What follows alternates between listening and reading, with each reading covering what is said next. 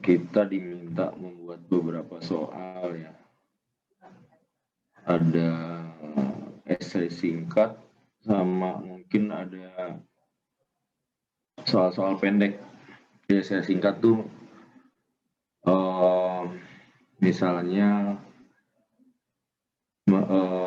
menentukan jenis pemeriksaan ya.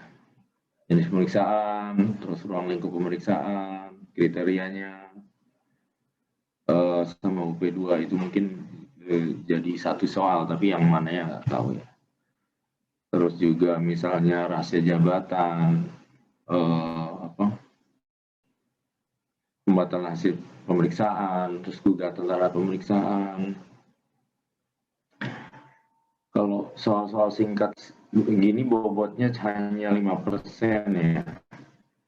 Soal singkat ini ada 5 nanti kemungkinan ya.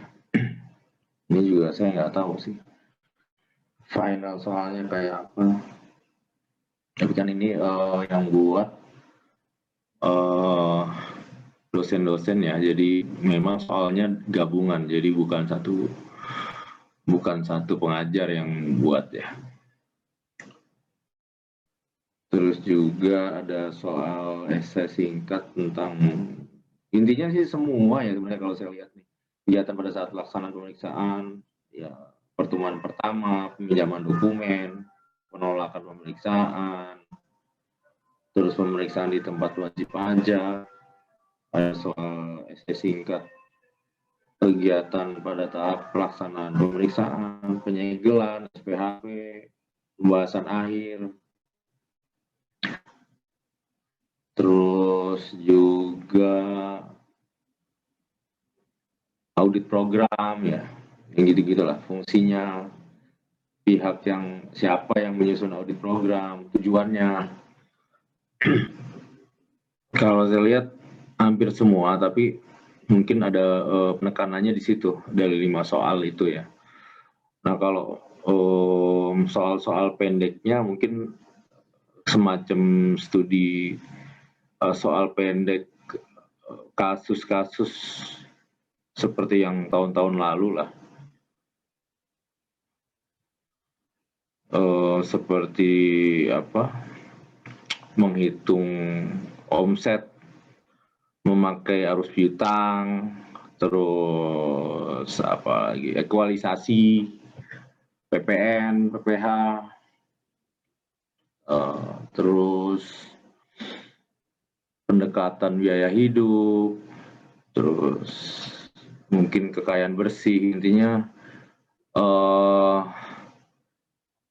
metode tidak langsung ya, yang di SE 65 ya. Terus juga ada mungkin kasus transaksi tunai dan bank. Kalau khusus transaksi tunai dan bank sepertinya yang di slide itu mungkin kalian udah dapat slide-nya dari LMS ya. Itu sepertinya agak-agak rumusnya agak-agak misleading ya, karena basicnya kan sebenarnya kalau transaksi tunai dan bank itu semua penerimaan, artinya semua penerimaan kalau misalnya di buku kas itu kan di semua penerimaan pasti di debit ya. Kalau di buku wajib pajak, kalau di rekening koran bank itu pasti dikredit. Jadi ya intinya ya semua yang ada di dan kredit itu kita ambil datanya, artinya kan itu penerimaan. Jadi kita nggak usah hitung saldo awal dan saldo akhir lagi seperti yang sebelumnya itu, yang di kalau nggak salah ada di slide di pertemuan ketiga itu. Nah, artinya kalau kita mau cari penerimaan dengan kata lain adalah semua transaksi kredit di bank, maksud transaksi kredit itu yang di kreditnya buku bank kita atau transaksi debitnya di buku kas kita, itu kan pasti semuanya penerimaan ya, kas. Soalnya penerimaan kas. Catatannya adalah bahwa kita tidak melakukan transaksi transaksi kredit. Kalau transaksi kredit kan berarti kita nyatat piutang ya. Ini asumsinya adalah bahwa semua transaksi yang kita buat penjualan itu adalah transaksi kas. Nah kalau gitu kan berarti secara logika kas awal ditambahkan dengan penerimaan kas adalah pengeluaran uang keluar ya ditambah saldo akhir kan. Nah artinya kalaupun misalnya diketahui hanya pengeluaran saldo awal dan saldo akhir itu kita bisa tahu penerimaannya berapa. Atau kalau kita udah disebutkan seluruh saldo kredit di bank itu segini berapa. Nah itu kan tinggal kita keluarkan tuh mana yang bukan objek, mana yang sudah dikenakan PPh final, mana yang uang masuk itu merupakan pemungutan PPN, ya kan? Kita mengut PPN kan duitnya masuk tuh ke kas dan bank. Jadi WP kalau bayar kan plus PPN. Nah itu kita mesti kurangin. Dan misalnya kita ada misalnya kita mengerjakan jasa kita dibayar nggak full, terus kita mesti dipotong ya 2%. Misalnya jasa kita 100, kita dipotong 2% sama pihak lain, berarti kan kita terima duit 98 untuk pengerjaan jasa. Plus misalnya kita kenakan PPN, DPP 100, PPN 10, berarti 98 plus 10. Uang yang masuk di rekening kita adalah 108. Nah, sebenarnya kan peredaran usaha brutonya itu bukan 108. Artinya peredaran usaha brutonya adalah 100. Tapi uang 10-nya punya negara PPN itu mesti kita keluarin, jadi bukan termasuk dalam omset. Dan kita juga harus mengakui RP2 yang dipotong oleh pihak lain tadi di dalam omset. Jadi yang pemotongan pemungutan itu mesti kita tambahin, sedangkan PPN tadi kita mesti kurangin ya. Itu tetapi kalau di slide kita yang sebelumnya itu dan di SE 65-nya juga sepertinya hitungannya agak misleading karena dia memasukkan memasukkan penerimaan kas, seluruh penerimaan kas atau saldo kredit di bank, terus ditambahkan saldo akhir, dikurangi saldo awal, penerimaan tunai, tapi mencantumkan juga pengeluaran tunai. Jadi kan sebenarnya itu harusnya sesuatu yang dipisah. Penerimaan mungkin turun ke bawah, penerimaan itu sama dengan saldo akhir, pengeluaran tunai, saldo akhir plus pengeluaran tunai kurangi saldo awal. Jadi sepertinya memang breakdown rumus ya, tapi mungkin salah ngetik atau salah apa ya. Nanti saya kasih deh, itu ada bahan ajar kalau nggak salah ya, bahan ajar dari dosen D3 ya, Pak Swadi itu rumusnya udah lumayan bagus tuh. Jadi dia semacam ngasih komentar ya pada rumus metode kas dan bank itu, dan dibuatlah rumus baru ya yang bisa kalian ikuti di situ. Tapi apapun rumusnya, logika tadi yang saya bilang bahwa kalau di buku bank mencatat di sisi semua transaksi di sisi debitnya adalah penerimaan, yaitu plus misalnya ada yang di bank, uang yang di bank, dan di sisi kreditnya itu ya semuanya penerimaan. Itu ditambahin, kita kurangin sama uang yang sebenarnya bukan punya kita dari pungutan PPN, atau yang kita tambahkan uang sebenarnya harusnya hak kita yang orang lain potong, tapi tidak ada di buku kita atau tidak ada di bank kita. Jadi logika sederhana itu yang harus kita pegang terus. Dan ini akan lain ya. Nah, setelah dapat akan lain nanti kalau transaksi wajib pajak ini bukan hanya tunai, dia melakukan penjualan, misalnya penjualan kredit.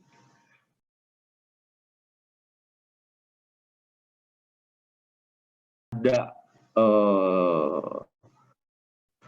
sisi kredit di bank ataupun misalnya di debit, kalau dia menerima pembayaran secara tunai, itu adalah hasil pembayaran dari piutangnya.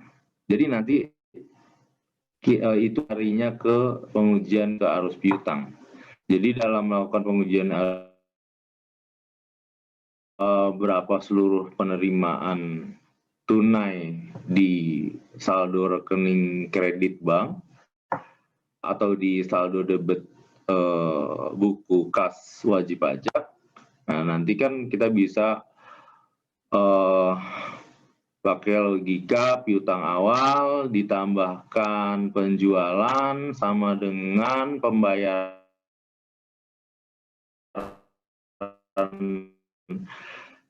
misalnya kita tahu pembayaran customer itu kan tadi yang di kas masuk yang ada di kredit, berarti kan otomatis itu rumusnya menjadi pembayaran customer ditambahkan saldo awal dikurangin saldo akhir.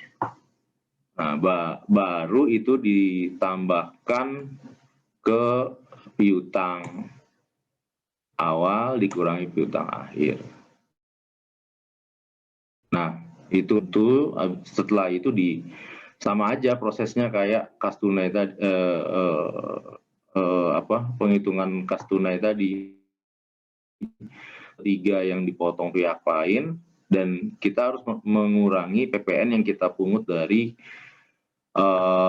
customer kita, sama mengeluarkan semua transaksi-transaksi yang tidak ada hubungannya dengan peredaran usaha, seperti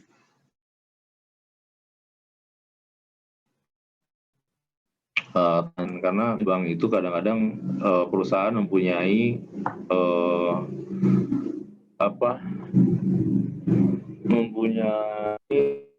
berapa account ya, mempunyai beberapa account. Jadi biasa sih, misalnya dari kayak kalian mungkin pernah juga transfer dari Mandirinya ke BCA-nya, BCA ke BNI-nya. Jadi kalau ada uang masuk belum tentu itu adalah peredaran usaha, bisa jadi hanya overbooking dari rekening yang lain. Atau misalnya dalam perusahaan grup, ada hanya menitip uang. Nah, tapi itu nanti perlu diteliti lebih lanjut. Oke, itu aja ya mengenai UTS. Yang pasti saya bilang karena ini UTS kita adalah open book, ya kerjakan semaksimal mungkin aja lah ya. Kalau bisa dijawab semua. Dan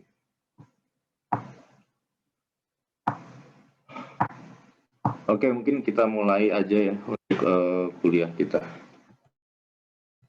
Ada pertanyaan nggak?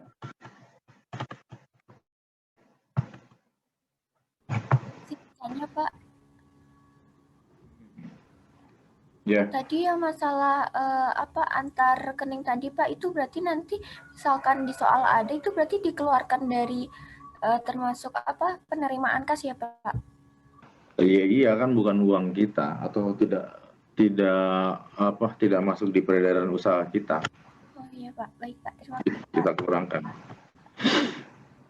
Ini di pelaksana pemeriksaan bagian 2 intinya adalah bahwa enggak ada yang lain kan pertanyaan, atau nanti aja lah di terakhir ya.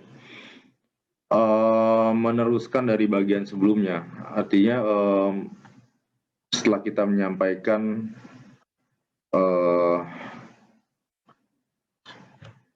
surat berita pemeriksaan kita ke wajib pajak, kita juga dilanjutkan dengan pertemuan pertama ya.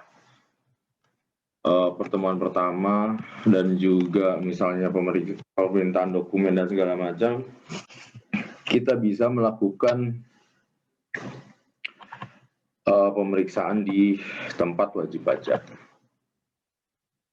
Nah, apa sih yang kita lakukan di tempat wajib pajak? Jadi kalau di tempat wajib pajak itu kita misalnya pergi meriksa nih ke wajib pajak. Sebenarnya kita ngapain aja sih di sana? Apakah kita cuma ngobrol-ngobrol? Apakah cuma keliling-keliling pabrik? Ya, jadi harus ada yang kita dapat lah.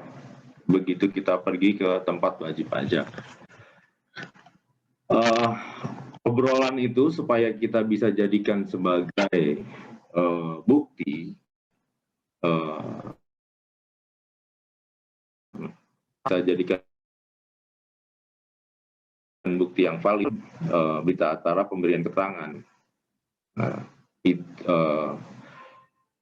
itu kita bisa lakukan baik di tempat wajib pajak maupun di kantor ya. Memanggil ataupun kita bisa datang ke wajib pajak pada saat pemeriksaan lapangan dan disitulah kita meminta keterangan. Jadi sebaiknya sebelum pergi ke tempat wajib pajak kita sebisa mungkin pelajari profil, terus bisnis proses wajib pajak, sehingga pas kita datang di tempat wajib pajak kita sudah siap dengan pertanyaan-pertanyaan yang mungkin kita mau ajukan ke wajib pajak ya.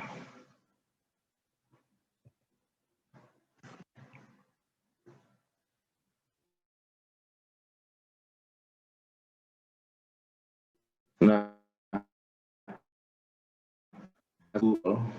supaya jadikan bukti, maka kita buatlah berita acara mengenai pemberian keterangan. Nah, berita acara itu harus ditandatangani oleh wajib pajak. Ya, kalau misalnya wajib pajak orang pribadi ya berarti dia bisa minta ke wajib pajaknya, mungkin ada dia menguasakan. Kalau di kantor ya kita bisa pegawai, ya tergantung siapa yang kita mintai keterangannya.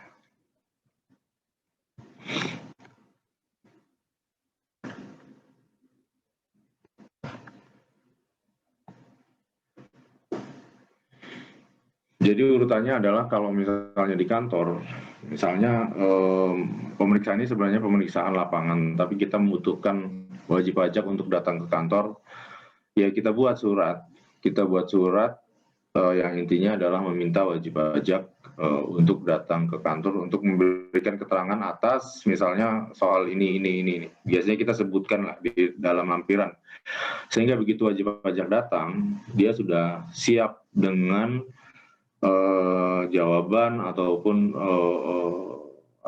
dokumen dan segala di kantor ya.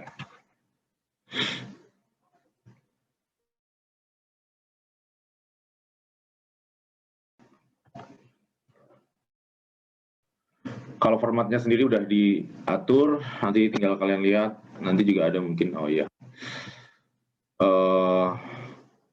ini ya formatnya. Jadi intinya sih kita meminta keterangan secara tertulis dan biasanya diberikan waktu ya. Dan memang diberikan waktu sih 7 hari bagi wajib pajak untuk memenuhi keterangan tersebut. Jadi kita sebutkan di sini apa yang kita mintakan keterangan. di badan surat, ataupun kalau misalnya terlalu panjang, dokumennya banyak yang kita mintakan keterangan, kita bisa buatkan lampiran.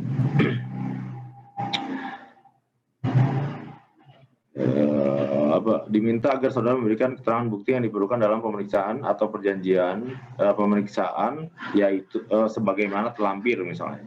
Lalu kita buatkan lampiran surat ini.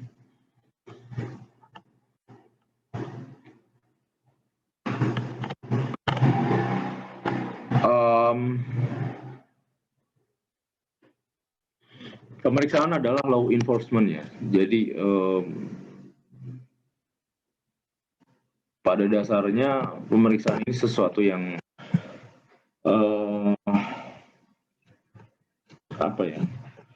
sesuatu yang bisa dipaksakan kepada wajib pajak, tapi dalam pelaksanaannya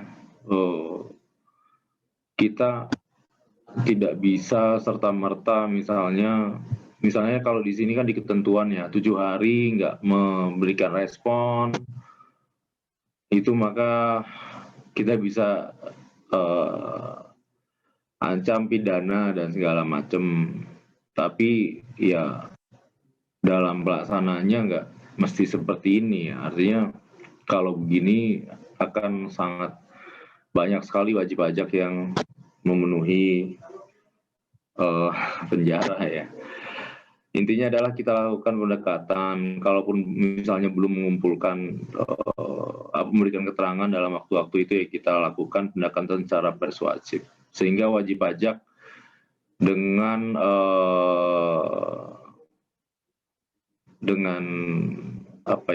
senang hati atau sukarela bisa memenuhi keterangan itu. Nah, akan tetapi kalau misalnya memang pemeriksaan ini kita sudah bisa mengantongi nih bukti-bukti bahwa wajib pajak ini melakukan pidana di bidang perpajakan, tentunya pelaksanaan prosedur-prosedur seperti ini akan lebih ketat lagi dibandingkan dengan kita melakukan pemeriksaan-pemeriksaan yang sudah biasa kita lakukan. Nanti kalian kalau jadi pemeriksa akan bisa mengukur sendiri ya bagaimana sih keputusan itu diambil ya.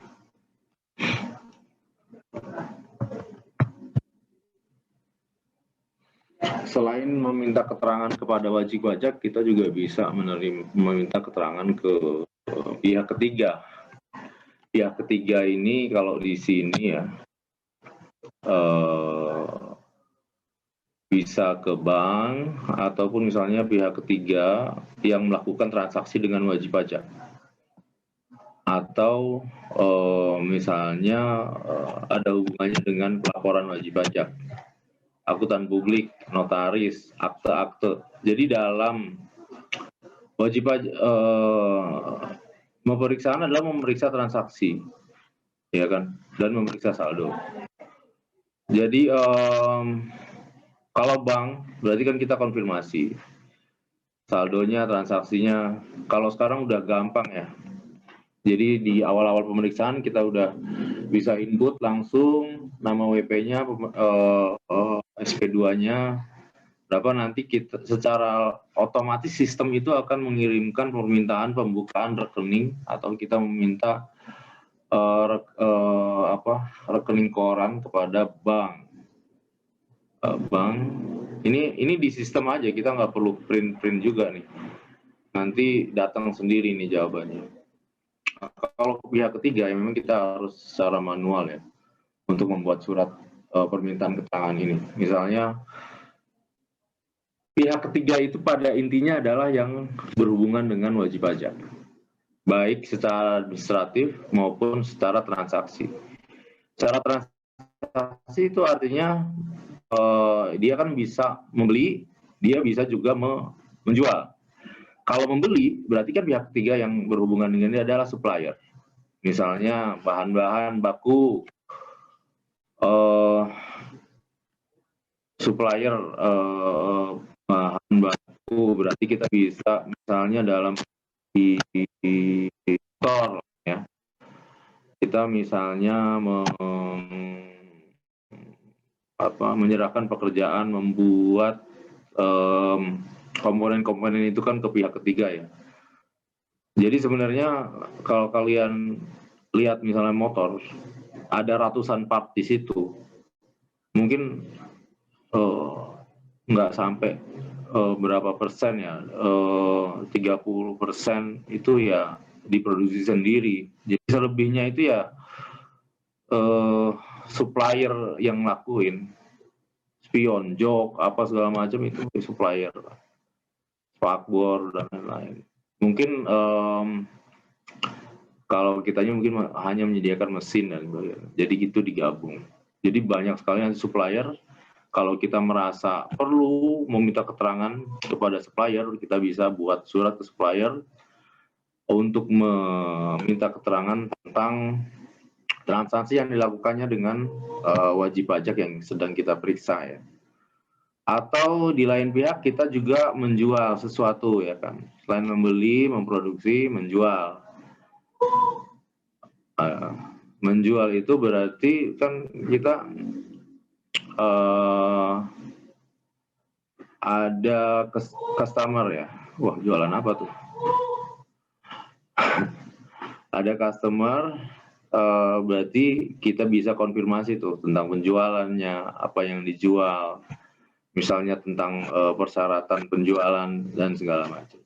Kita bisa surati pelanggan kita, pelanggan wajib pajak yang kita periksa itu, dan kita mintakan keterangannya. Atau yang berhubungan dengan administratif di pemeriksaan di wajib pajak, akuntan publik. Nah, ini laporan keuangan kan biasanya diaudit oleh akuntan publik ya. Ya, misalnya kita memerlukan rincian dari perhitungan, adjustment dan sebagainya, kita bisa minta keterangan ke akuntan publik. Atau misalnya tentang perjanjian-perjanjian yang dibuat wajib pajak dengan supplier ataupun pelanggan, kita bisa minta keterangan ke notaris. Atau tentang misalnya legalitas perusahaan dan sebagainya, kita bisa mintakan keterangan ke notaris. Nah, sebenarnya ini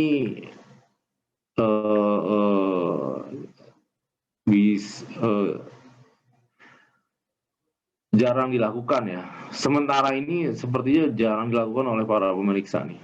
Saya kira ini sebenarnya pemindahan keterangan ini sangat baik, tapi kadang-kadang banyak juga pemeriksa yang malas ya.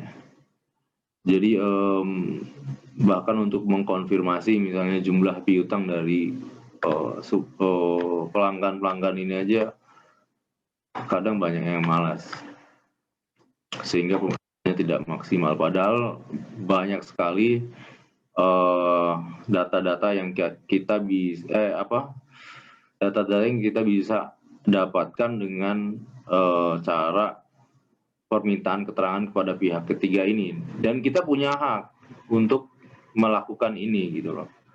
Dan kalau kita tidak dalam rangka memeriksa wajib pajak ini, kan kita nggak mungkin menanya-nanyain ke pihak ketiga tentang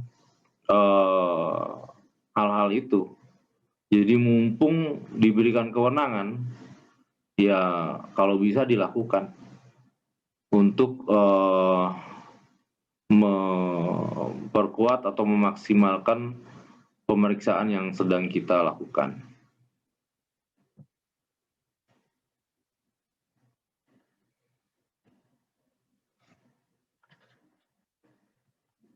Sampai sini ada yang bertanya?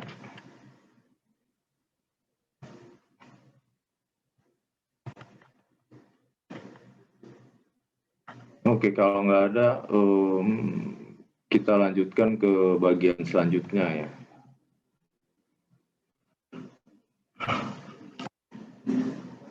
Kalau ini nanti kalian baca lah prosedurnya bagaimana.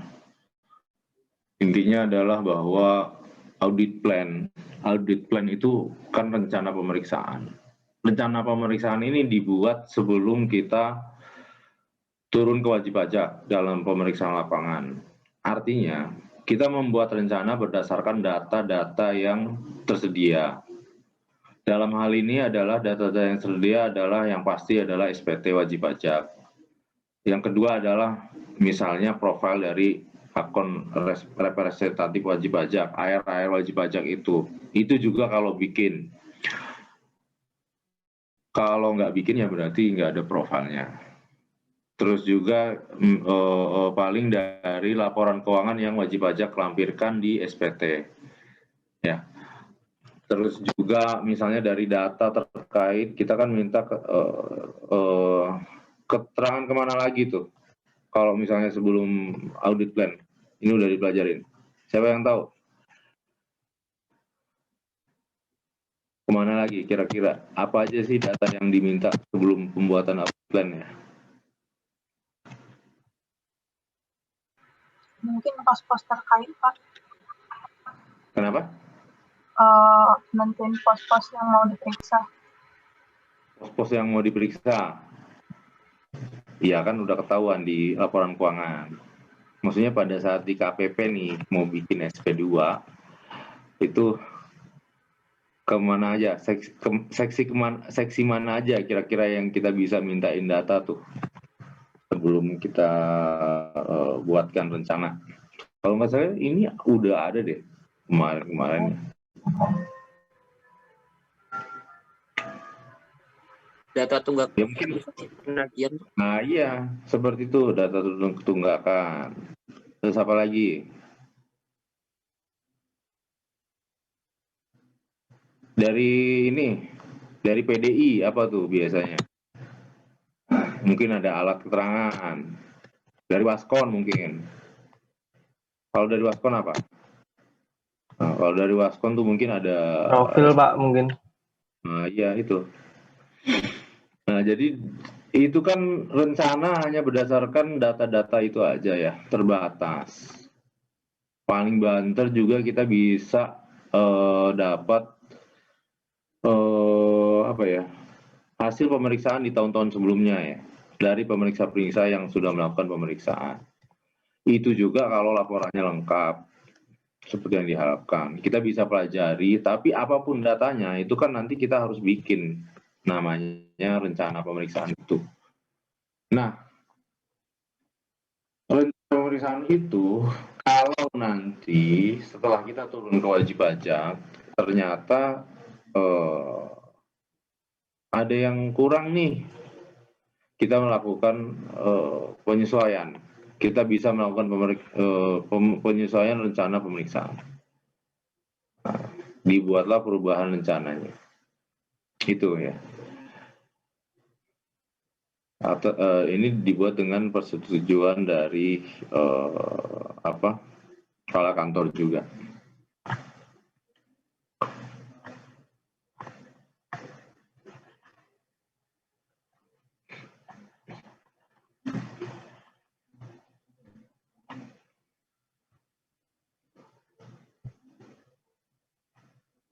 Nah ini ketentuan turun ke wajib pajak ya, artinya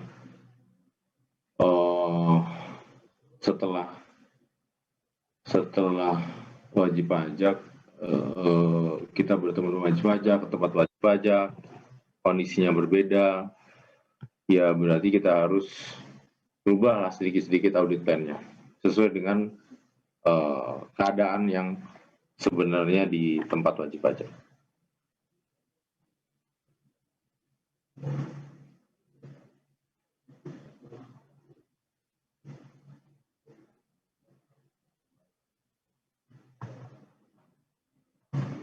Nah ini kita buat perubahan programnya ya.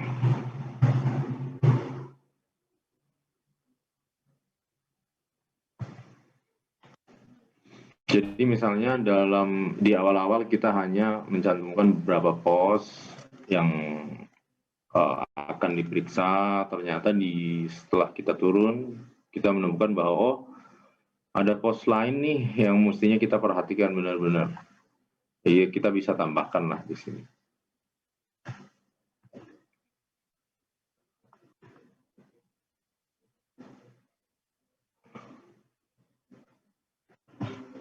Nah, ini adalah apa yang kita lakukan setelah kita mendapatkan tuh, mengumpulkan data ya, dokumen, informasi dari wajib pajak, apa sih yang kita lakukan? Ya. Apakah cuma kita liatin aja, atau cuma kita baca-baca aja? Nah, karena pemeriksaan ini harus didokumentasikan, maka apapun yang kita lakukan, kita tuangkan di dalam kertas kerja pemeriksaan, atau biasanya kita sebut dengan KKP itu, kertas kerja pemeriksaan. Misalnya ya, kita meriksa penjualan, kita dapatkan buku penjualan wajib pajak nih, kita dapatkan buku kasnya, kita dapatkan rekening korannya. Nah, ya berarti kita uraikan aja dokumen yang kita dapatkan ini dalam menguji penjualan. Terus kita juga melakukan misalnya pengujian dengan arus kas. Dan arus kasnya dari mana? Oh, kita ada rekening korannya. Hitunglah segala macam, ternyata berdasarkan hitungan kita ada selisih nih dengan peredaran usaha wajib pajak yang dilaporkan oleh wajib pajak. Nah, yang seperti itu kita tuangkan di dalam kertas kerja pemeriksaan.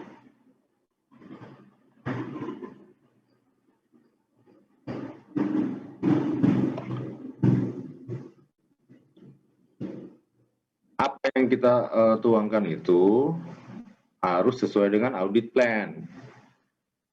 Cara yang kita pakai apa? Ya, balik lagi ke kuliah kita yang ketiga, keempat. Itu kan ada metode, teknik, prosedur. Nah, itu yang kita pakai gitu. Nah, metode dan teknik prosedur misalnya kayak seperti tadi hubungan ya antara langsung dan tidak langsung. Artinya kita bisa memeriksa buku wajib pajak sekaligus juga metode tidak langsung, bisa sekalian. Jadi bisa meriksa buku secara langsung, ternyata berdasarkan rekening koran begini-begini. Tapi kita juga dengan melakukan metode tidak langsung dengan misalnya arus piutang dan segala macam kita tuangkan di dalam KKP. Ini banyak sekali ya kata-kata dalam hal indikasi tindak pidana. Sebenarnya pajak itu kan pada dasarnya kita ya mencari sebanyak mungkin ya pemasukan untuk negara, tapi kalau semuanya dengan cepat kita simpulkan mengandung unsur pidana, maka tujuannya ini nggak tercapai ya. Yang ada hanya masukin orang ke penjara aja. Jadi ini intinya adalah pemeriksaan bukti pemulaan itu tidak semudah yang dituliskan di sini ya.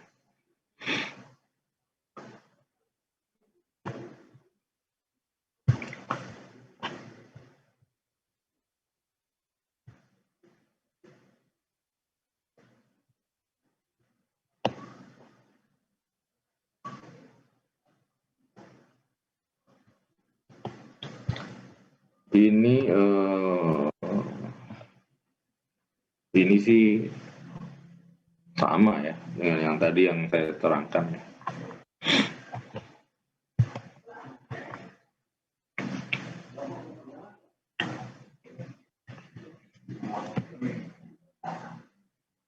Nah, ini dalam kita melakukan pengujian di tempat wajib pajak, kita bisa meminta bantuan tenaga ahli, pegawai DJP lainnya.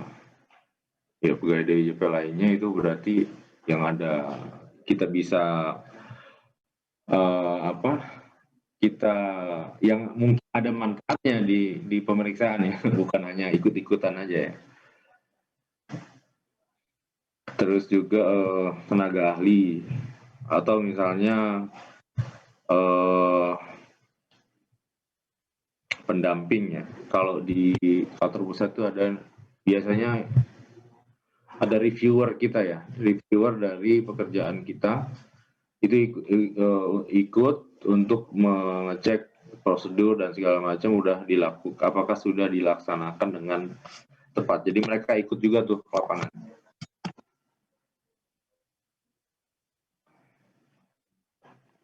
Nah ini data-data yang kita mesti pinjam ya dari wajib pajak ya. Data lawan transaksi, buku catatan dokumen yang menjadi dasar pembukuan, ya kan. Jadi rekening koran. Kalau ini yang surat kuasa wajib pajak ini sebenarnya sudah nggak perlu lagi, karena surat kuasa ini juga kita sudah bisa meminta ya ke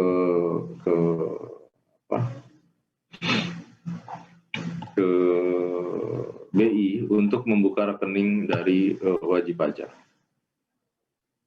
Kita sudah diberikan kekuasaan untuk membuka rekening wajib pajak ya. Data lainnya, jadi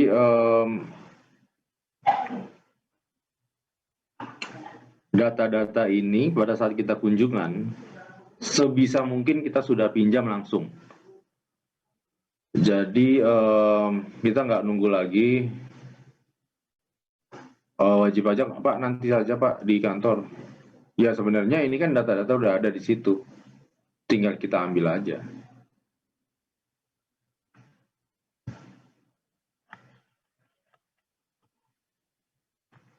Ini hanya contoh-contoh aja ya. Artinya hampir semua data yang berhubungan dengan pemeriksaan itu kita bisa pinjam ya di tempat wajib pajak. Artinya kenapa ini disebutkan, karena ya menjadi priority karena ada hubungannya dengan transaksi kan?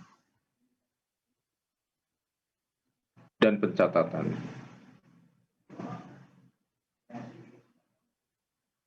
Nah, ini contoh-contoh keterangan ya.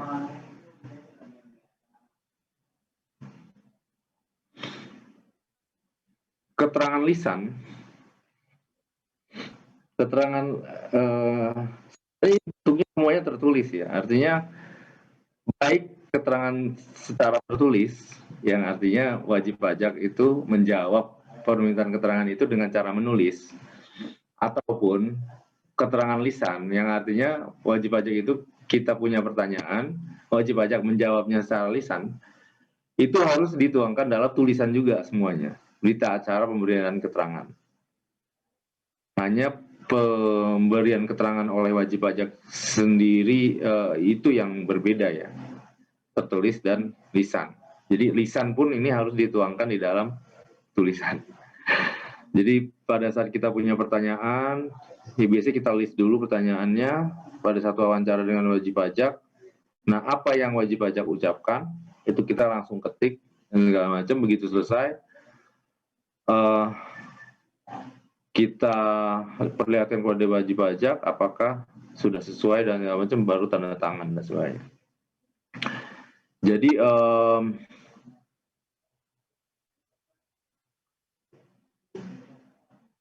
Jadi permintaan keterangan secara lisan itu bukan hanya ya kita ngobrol-ngobrol begitu aja ya, harus kita tuangkan dalam berita acara juga. Kalau kalian belum sarapan, sarapan nggak ya? Jangan sampai kuliah dalam keadaan lapar.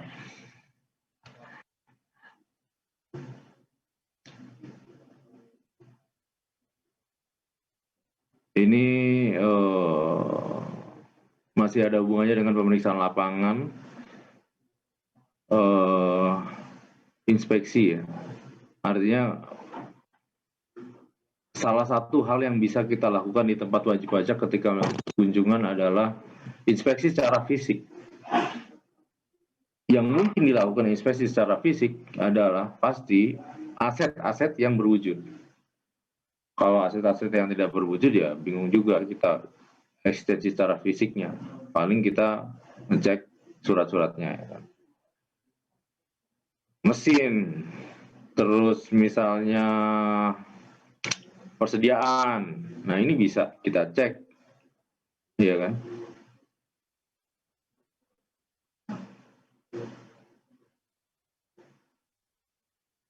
Bila perlu kita lakukan stop of name pada saat itu juga. Bagaimana melakukan stop of name? Untuk sesuatu yang kita udah berlalu, ya kan? Kita misalnya meriksa tahun pajak 2018. Ada saldo persediaan 100. Lah, ini kan udah tahun 2021, Pak. Persediaannya pasti berubah. Iyalah, kan kita punya data tahun 2019. Kita punya data tahun 2020. Kita minta juga. Nah, pada saat sekarang tahun 2021 kita cek fisiknya benar berapa. Nah, kita tinggal bandingkan tuh dengan catatan akhir 2018, akhir 2019, akhir 2018, penambahan 2019, akhir 2019, 2020, sehingga itu kan barang pasti urut. Maksud saya pasti kalau masih ada ya berarti misalnya persediaan ya, itu pasti jumlahnya nggak akan beda ya, kalau memang dicatat dengan benar.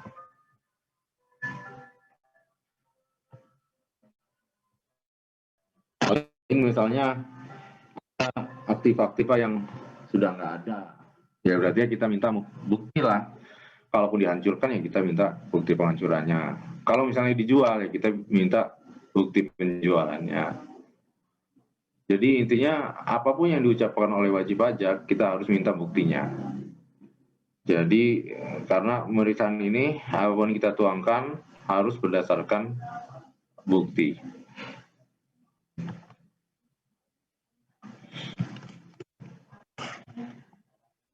Nah ini, jadi apa yang kita lakukan semuanya di tempat wajib pajak harus kita buat berita acaranya. Tenang saja, udah ada formnya, semua udah ada formnya, kita tinggal buat aja.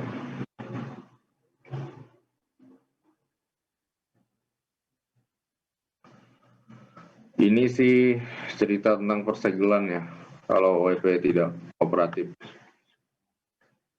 Kemarin ada pemeriksaan ulang untuk pemeriksaan kasus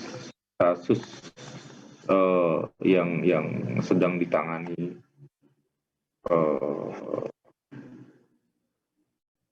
Jadi pemeriksa karena wajib pajak yang nggak mau kasih, ya berarti itu barang kita segel, kita bawa. Dan itu pembukaan segelnya juga nggak sembarangan. Nanti disaksi begitu wajib pajak sudah mau buka, ya itu juga buka segelnya harus sama-sama dan segala macam.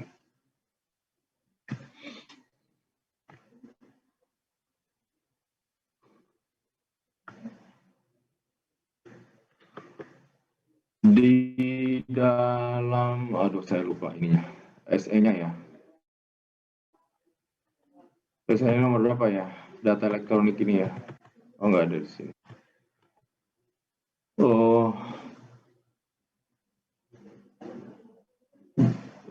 Jadi sebelumnya dalam mengcopy file wajib pajak itu sembarangan ya, tapi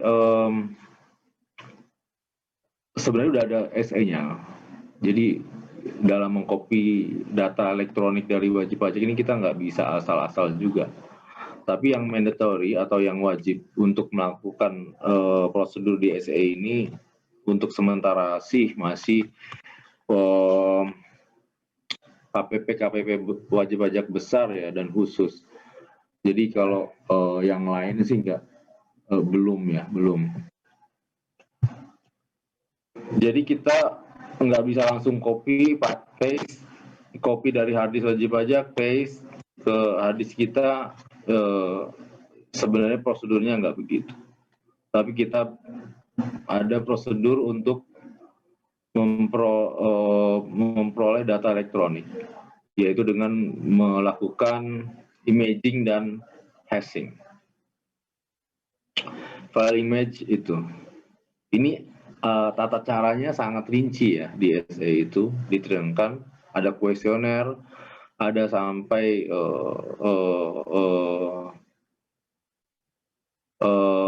software yang kita bisa gunakan di dalam perolehan data itu dan segala macam. Pembuatan berita acaranya. Jadi kalau bisa bilang imaging itu prosedur pengkopian, tapi bagaimana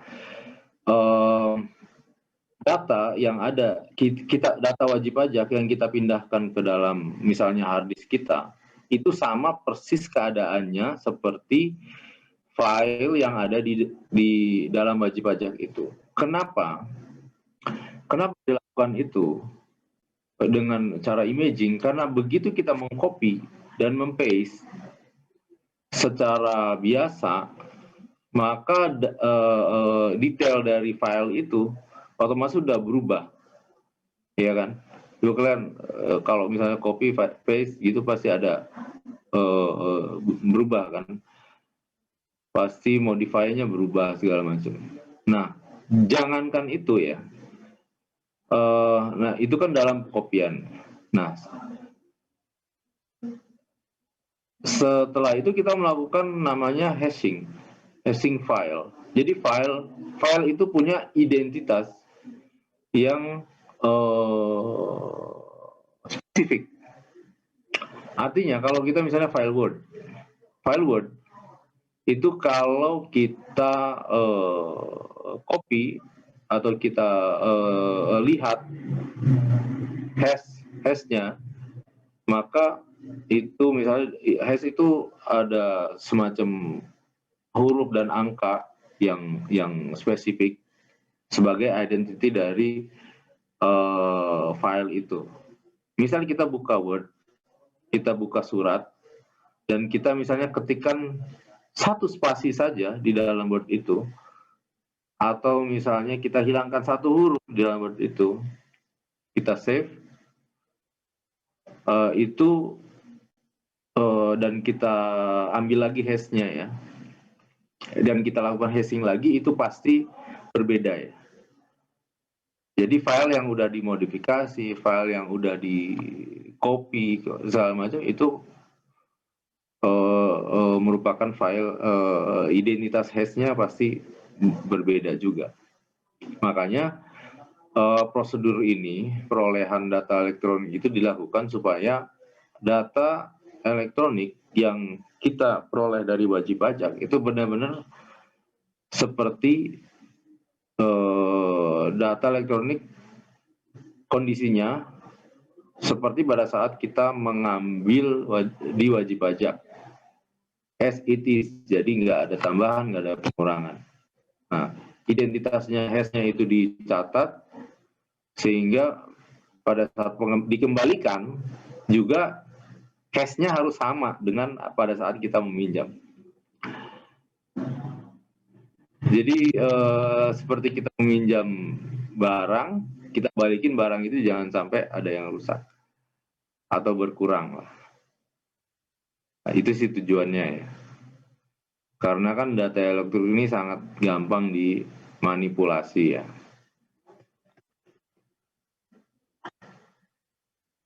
Dan sekali lagi semuanya harus dibuatkan berita acara dan didokumentasikan dengan baik.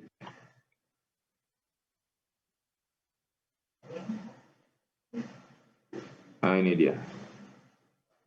Sepertinya kemarin ada yang nanya kan, siapa sih yang bisa melakukan menjadi saksi penyegelan? Bisa pegawai DJP juga, pegawai wajib pajak, pihak ketiga.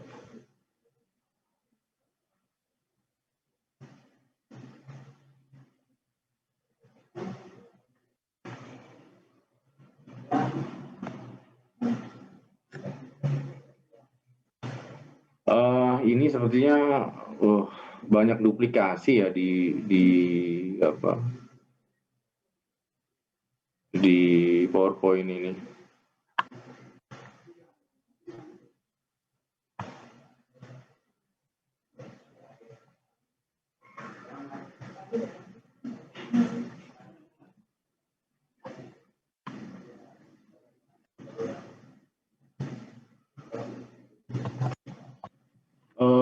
ini mungkin saya sorotin tentang pasal 8 ya.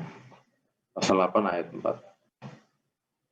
Jadi wajib pajak ini punya hak, ya, punya hak untuk mengungkapkan sendiri ketidakbenaran di dalam melaporkan SPT-nya. Jadi dia ibaratnya sebelum kita menemukan dia bisa ngaku sendiri lah. Dia bisa ngaku sendiri dan membayarkan pajaknya duluan plus dendanya.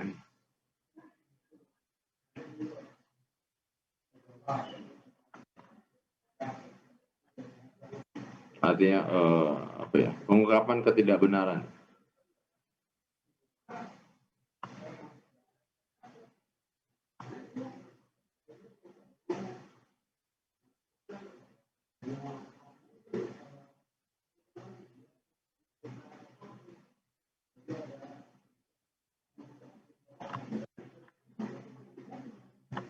Artinya pengungkapan ketidakbenaran ini bisa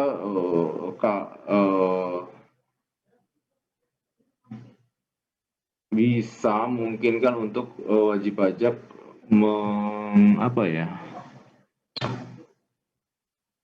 merupakan satu itikat baik dari wajib pajak bahwa dia mengungkapkan sendiri ketidakbenarannya dan kita sih nggak meneruskannya di pemeriksaan bukti permulaan atas dasar itikat baik wajib pajak tersebut dan membayar kekurangan pajaknya dan plus denda-dendanya. Karena kalau udah bukti permulaan urusannya udah lain lagi ya, ke pidana ya.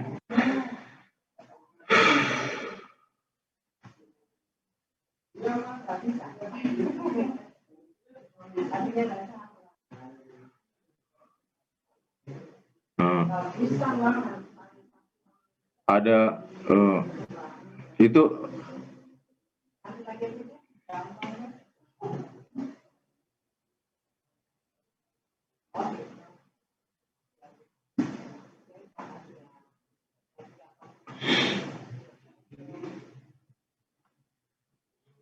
nah ini ya, ini yang tadi saya terangkan.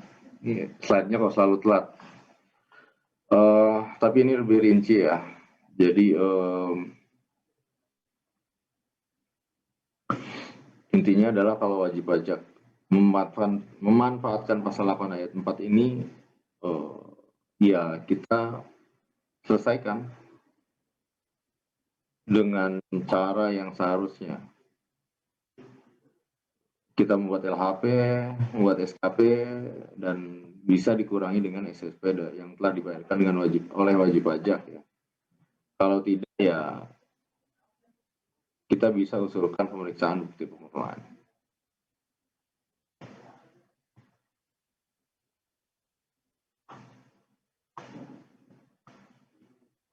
Syaratnya adalah bahwa belum disampaikan SPHP oleh pemeriksa ya. Itu aja sih.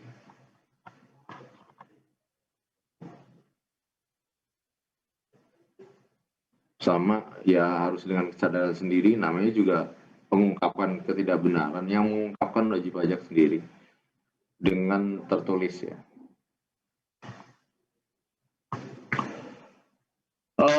Setelah kita melakukan pemeriksaan, setelah kita mengumpulkan bukti, setelah kita membuat kertas kerja dan sebagainya, sehingga kita bisa menghitung kewajiban pajak wajib pajak, kita selanjutnya adalah membuat laporan ya di ujung sebelum salah satu kegiatan pemeriksaan yang salah satu highlight-nya adalah membuat laporan hasil pemeriksaan ini. Jadi kegiatan-kegiatan yang kita lakukan di tempat wajib pajak, wawancara-wawancara, perhitungan pajak kita yang di KKP, itu kita gabung, kita rangkum di dalam laporan hasil pemeriksaan. Dan ini kita buat konsepnya terlebih dahulu untuk dibahas dan direview dan segala macam.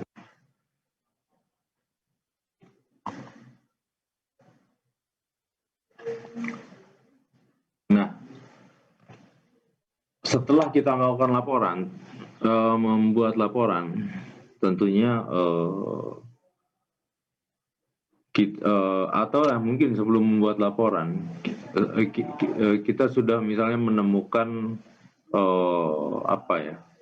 semacam temuan-temuan yang mungkin kita inginkan wajib pajak untuk mengkonfirmasi temuan-temuan itu terlebih dahulu sebelum kita tuangkan di dalam SPHP. Nah, jadi kita bisa panggil wajib pajak, dibahas, kita listkan ya temuan-temuan sementara kita bahas dengan wajib pajak. Kenapa? Dan hasil pertemuannya ini hasilnya adalah disalah rapat dengan wajib pajak. Ya, tujuannya adalah bahwa temuan kita yang kita cantumkan di dalam surat pemberitahuan hasil pemeriksaan itu merupakan temuan-temuan yang benar-benar berkualitas. Jadi bukan hanya temuan-temuan yang sebenarnya disebabkan karena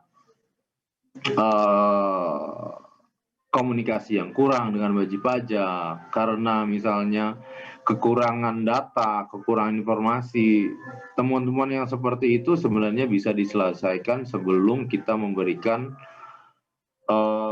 surat pemberitahuan hasil pemeriksaan. Nah, artinya pada saat kita memberitahukan temuan sementara ke wajib pajak ini, wajib pajak punya kesempatan untuk memberikan klarifikasi terlebih dahulu. Jadinya nggak menuhin surat pemberitahuan hasil pemeriksaan yang kira-kira koreksinya sudah mantap, yang koreksinya berkualitas saja yang kita cantumkan di SPHP. Nah, ini SPHP.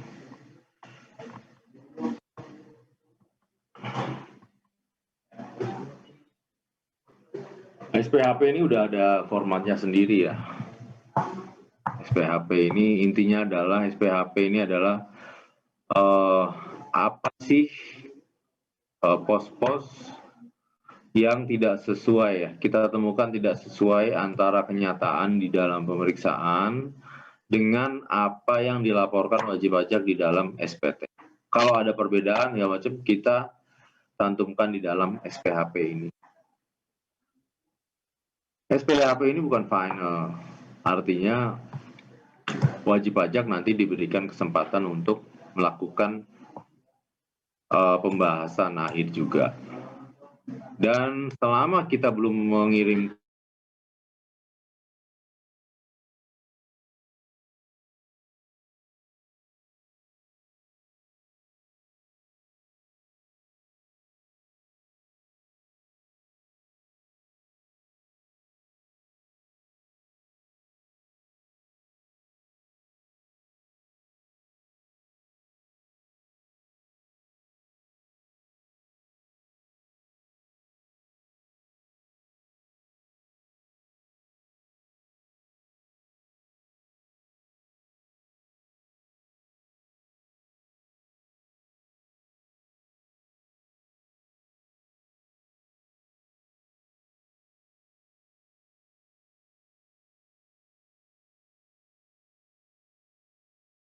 Pak.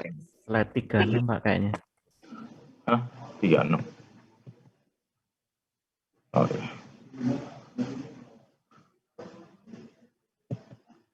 Saya lagi nggak di rumah, soalnya di rumah mertua. Nggak ada wifi.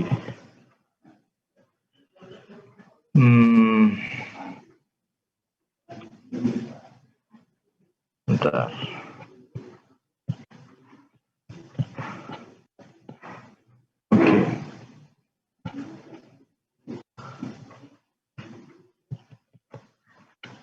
Sampai sini ya? Sini ya?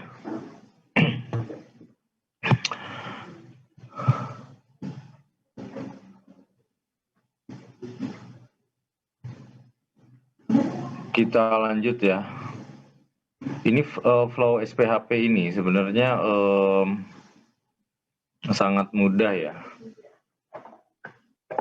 Jadi kita, oh ya mudah kalau kita biasa melaksanakan. Kita mengirimkan surat surat pemberitahuan hasil pemeriksaan kepada wajib pajak. Tadi ada kesempatan merevisi selama wajib pajak kita belum mengundang wajib pajak untuk pembahasan. Nah, kita memberikan kesempatan wajib pajak untuk menjawab atau menjawab SPHP kita selama 7 hari. Ya. Nah, pada saat kita mengirimkan pun wajib pajak berhak menolak. Kalau tidak menolak ya berarti kan menerima. Kalau tidak menerima berarti menolak. Nah, itu kita harus buatkan berita acaranya juga. Nah, terlepas kalau wajib pajak tidak menerima SPHP ya nggak masalah. Nanti kita buatkan surat pernyataan penolakan menerima SPHP.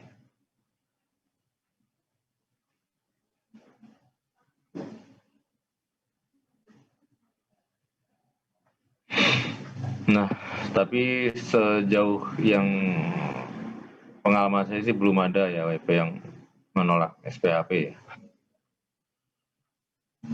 Nah, setelah kita sampaikan, kita berikan kesempatan 7 hari ya kepada wajib pajak untuk menanggapi SPHP yang kita berikan dengan surat tanggapan ya. Tertulis, harus tertulis, jadi nggak bisa dia menjawab secara lisan aja.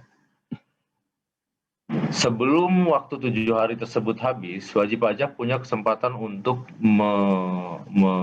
meminta perpanjangan menjawab SPHP kita yang kita berikan tadi selama 3 hari. Tapi surat itu harus diberikan sebelum jangka waktu 7 hari ini berakhir. Kalau wajib pajak tidak menyampaikan tanggapan tertulis, maka kita buatkan berita acara juga. Artinya kalau tidak ada tanggapan ya berarti kita bisa langsung bikin.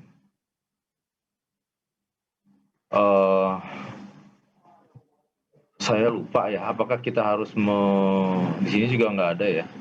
Apakah kita harus mengundang pembahasan atau enggak ya? Sepertinya kalau misalnya tidak menyampaikan tanggapan ya berarti kita anggap setuju aja. Jadi kita bisa langsung terbitkan SKP-nya. Nah, kalau kita membahas kan pasti ada kalau kita kalau WP setuju, berarti kan WP memberikan lembar hasil persetujuan, artinya tidak perlu dibahas lagi. Kalau tidak setuju, sebagian atau seluruhnya dia membuat surat sanggahan. Nah, surat sanggahan ini kemudian yang akan kita lakukan pembahasan di dalam pembahasan hasil akhir pemeriksaan.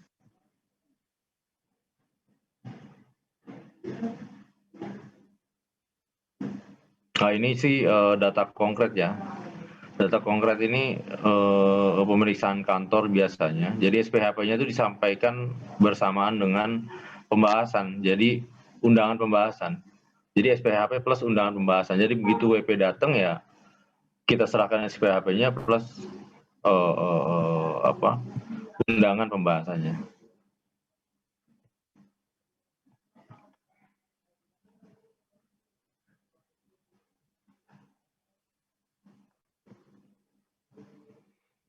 Nah, undangan pembahasan akhir itu setelah wajib pajak memberikan tanggapan, kita terima nih di kantor kita menerima tanggapan wajib pajak. Setelah itu, setelah tanggal kita terima tanggapan wajib pajak itu 3 hari setelahnya kita wajib memberikan atau membuat undangan pembahasan akhir hasil pemeriksaan.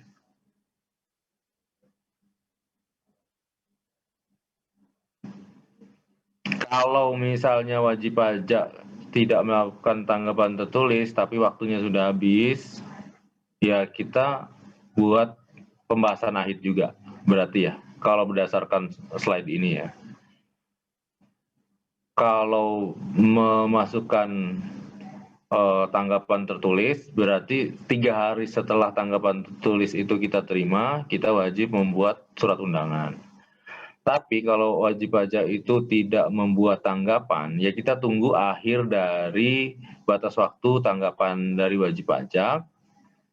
Setelah itu 3 hari, setelah itu kita wajib mengundangnya. Jadi kadang wajib pajak memberikan tanggapan sebelum waktu tanggapan tertulis itu berakhir.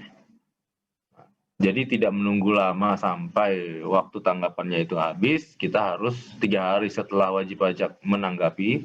Misalnya hari 1 sampai 7, hari pertama wajib pajak sudah memberikan tanggapan tertulis. Berarti hari keempat kita sudah wajib membuat undangan pembahasan hasil pemeriksaan. Pembahasan akhir hasil pemeriksaan. Ini konsepnya, suratnya udah ada ya, udah diatur.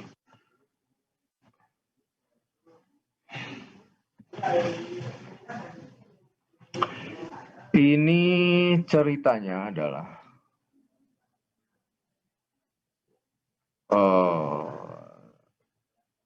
ada beberapa kemungkinan ya dari tanggapan tertulis wajib pajak.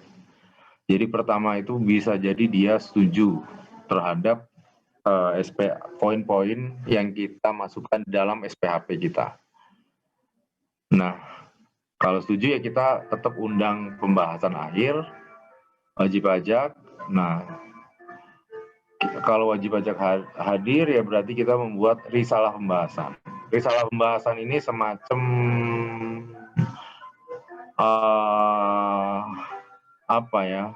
Kalau rapat sih kita risalah rapat lah, minutes of meeting dari rapat yang menuangkan koreksi-koreksi yang ada di dalam SPHP, terus tanggapan wajib pajak, terus pendapat wajib pajak kalau ada dan pendapat kita kalau ada, dan juga ditutup dengan berita acara pembahasan akhir hasil pemeriksaan.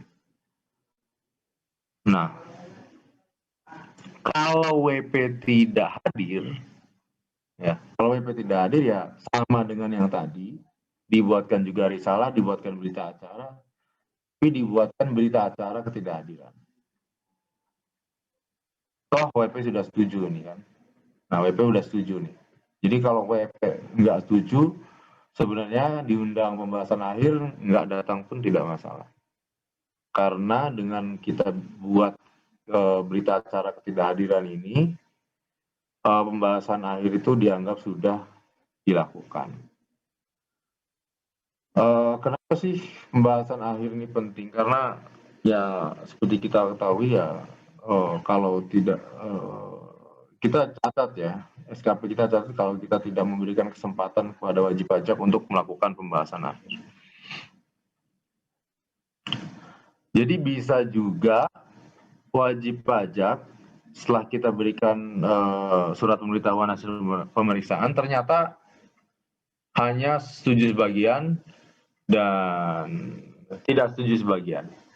Yaitu kita tetap undang juga ke pembahasan akhir.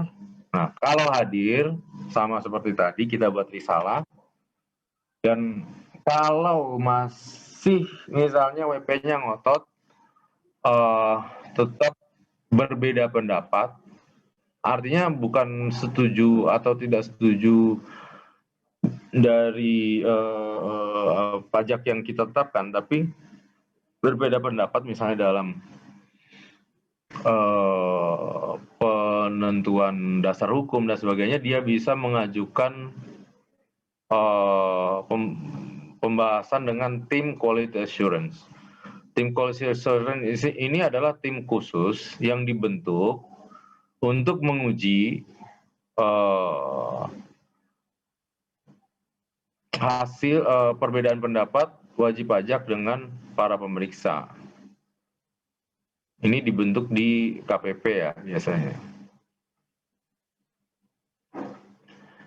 Nah, itu kalau hadir. Kalau tidak hadir, ya berarti kita buat berita acara ketidakhadiran. Yang lainnya sama. Buat risalah, buat berita acara, sama. Kalau tidak menyampaikan tanggapan, tetap dibuatkan risalah, tetap diundang juga wajib pajak.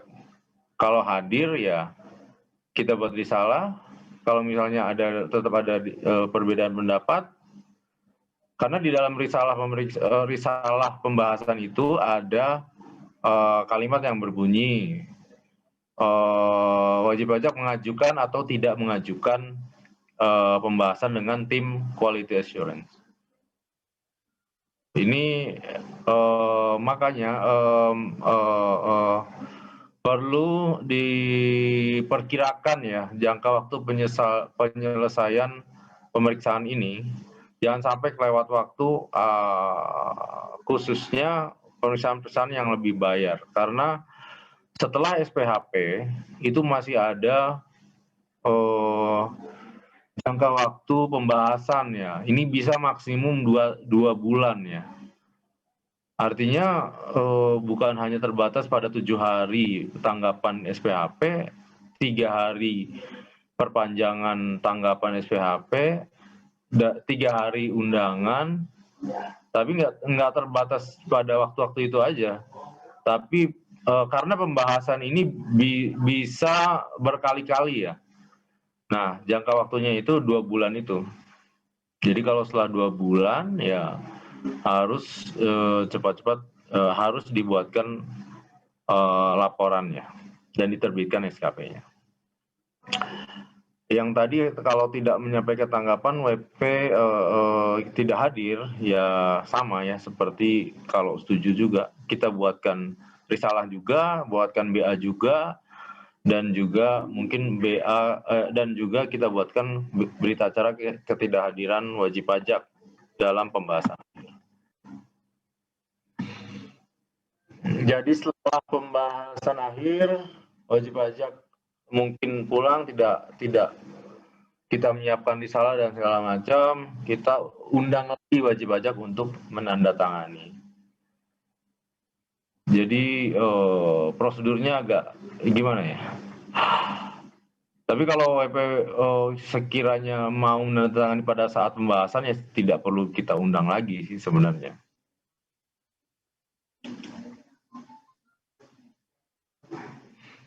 Kalau belum ditandatangani, nah biasanya kasus-kasus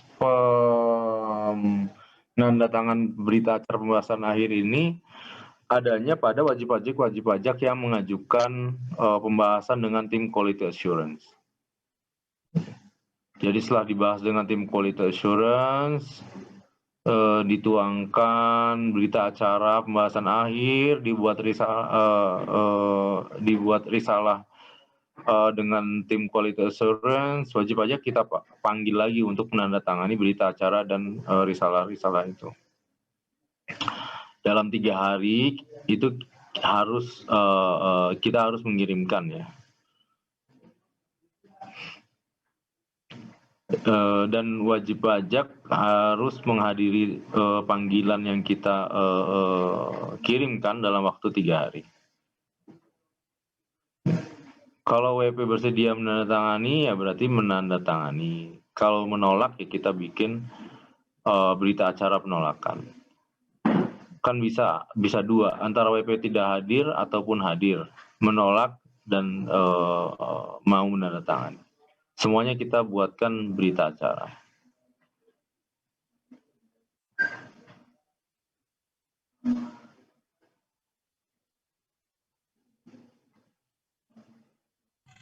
Pak, izin bertanya, Pak.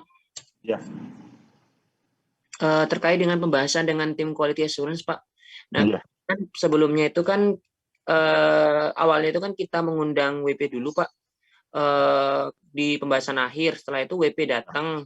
Setelah WP datang, ternyata WP pada saat itu tidak setuju. Nah, tidak setuju. Nah, itu pembahasan dengan tim, misalnya WP mengajukan untuk membahas dengan tim quality assurance. Itu pembahasannya itu berapa hari setelah itu atau saat itu juga, Pak? beberapa hari setelah itu. Kan ini buat undangan lagi untuk pembahasan dengan quality assurance itu. Oh begitu ya Pak. Iya. Jadi beberapa hari setelah itu diundang untuk pembahasan, baru setelahnya kita panggil lagi untuk mendatangani berita acara pembahasan akhir itu. Iya. Tapi biasanya sih kita usahain ya mau tanda tangan pada saat itu juga lah. Ngapain udah ada berkasnya kok. Gitu aja. Siap Bapak, terima kasih. Intinya nanti kemampuan komunikasi kita dengan wajib pajak itu diuji lah. Artinya memang pada biasanya wajib pajak ada aja sih yang ngulur-ngulur waktu ya penyelesaian seperti ini. Jadi minta quality assurance kan jadi tambah molor-molor tuh waktunya tuh. Padahal kadang-kadang kita sendiri kerjanya molor-molor juga, jadi agak mepet-mepet. Nah itu kita mesti berhati-hati supaya wajib pajak tidak memanfaatkan sisi-sisi formal seperti itu ya.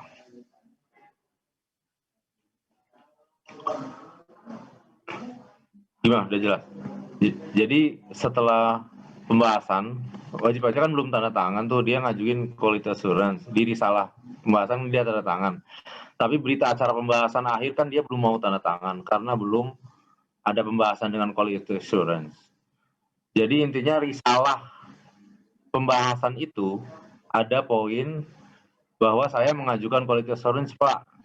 Nah, dokumen risalah pembahasan dengan dokumen berita acara pembahasan akhir itu kan dua dokumen yang berbeda. Setelah risalah dia mengajukan quality assurance, berarti KPP akan membentuk tim quality assurance. Tim quality assurance di KPP mungkin anggotanya bisa supervisor lain, kepala kantor, terus kasih dan segala macam. Setelah terbentuk tim itu, WP diundang lagi untuk menghadiri pembahasan dengan tim quality assurance. Itu. Ada lagi? Siap Bapak, terima kasih. Jadi kadang-kadang ini kita dalam hal tidak bisa menetapkan pajak wajib pajak dengan karena misalnya dokumen, informasi, data yang kita kumpulkan kurang sehingga kita terpaksa untuk menetapkan penetapan secara jabatan, maka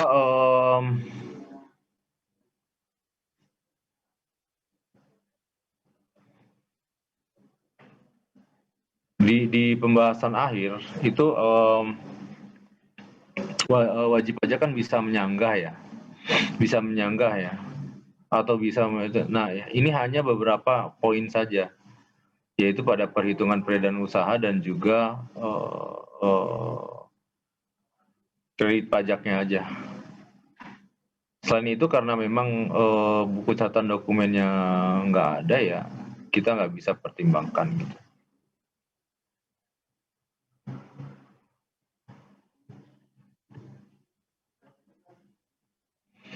Ini teknis banget ya, artinya ya mungkin sekarang dicerna aja, terima aja, karena kemungkinan hal-hal teknis seperti ini pada saat kita nanti kita benar-benar bekerja di DJP, itu bisa jadi prosedur-prosedur seperti ini sudah berubah ya. Yang pasti kalau sekarang karena peraturannya masih berlaku, tentunya kita mengacu pada peraturan-peraturan itu. Jadi intinya adalah bahwa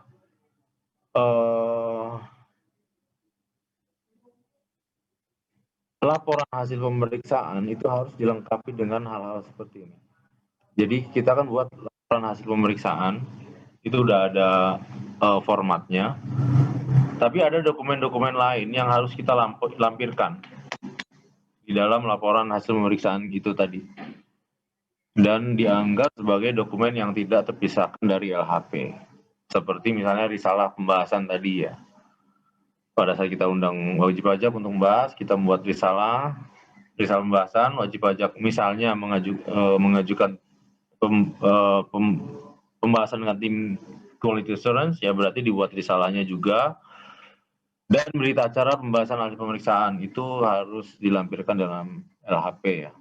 Dalam praktiknya ya selain dokumen-dokumen ini, kita juga melampirkan ya dokumen urut ya dari depan, dari SP2, pemberitahuan, permintaan dokumen, dari penyerahan bukti peminjaman dokumen dan segala macam, itu yang kita lampirkan di SPHP, kita lampirkan juga di dalam LHP ya, laporan hasil pemeriksaan kita.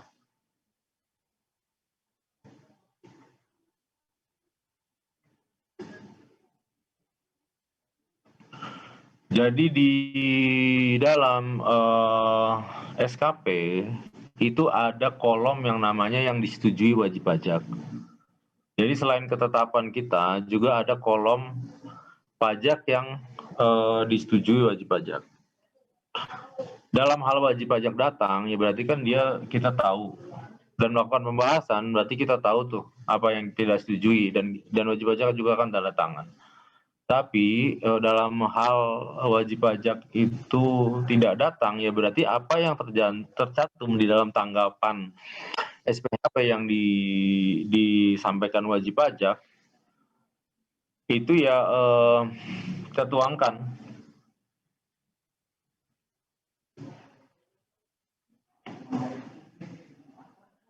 Sesuai dengan tanggapan tertulis dari wajib pajak. Tapi kalau tidak menanggapi SPHP plus tidak hadir di dalam pembahasan akhir, maka di SKP-nya kita isi bagian yang disetujui wajib pajak itu ya sama dengan apa yang kita tetapkan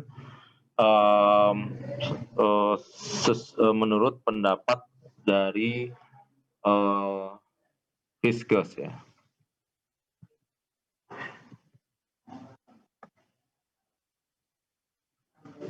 Ini pembatalan hasil pemeriksaan. Ada dua sih faktornya. Tanpa SPHP dan juga tanpa pembahasan akhir.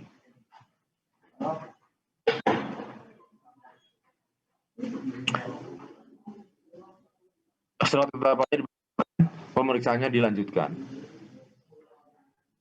Tapi kalau misalnya berhubungan dengan lebih bayar, ya otomatis SKP-nya harus sudah dikeluarkan. Karena tidak boleh melewati jangka waktu 12 bulan.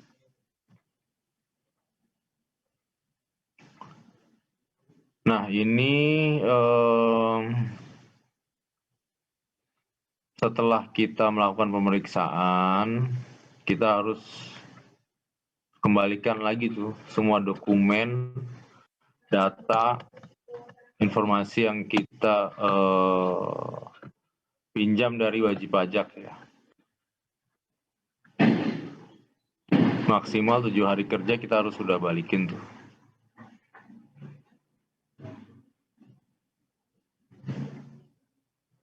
Nah, setelah kita membuat LHP, setelah kita lakukan kita lalu terbitkan note hit. Note hit itu berarti nota hitung.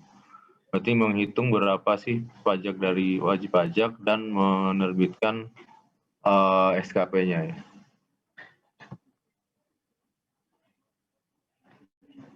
Nah, ini pembatalan penugasan pemeriksaan.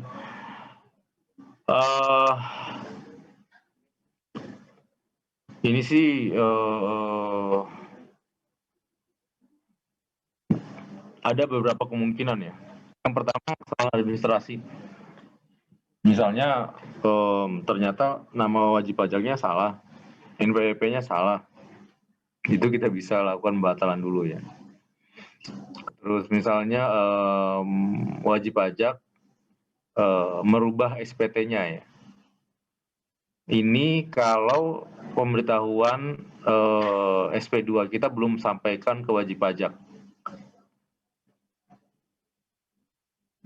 Misalnya SP2 terbit, tapi kita belum sampaikan. Karena SP2 terbit itu kita masih ada jangka waktu sekitar kalau nggak salah ya 15 hari kerja untuk menyampaikan ke wajib pajak.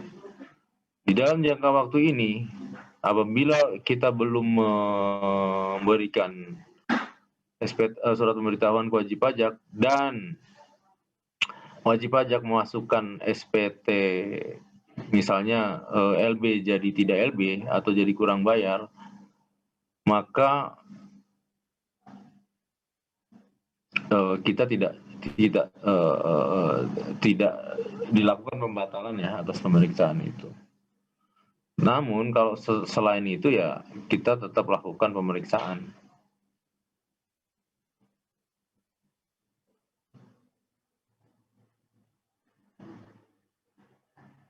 Atau karena pertimbangan Ditjen Pajak yang lain.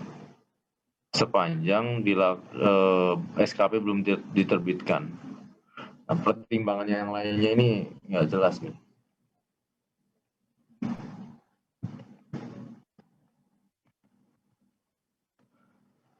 Udah habis ya? Berarti udah siap untuk UTS.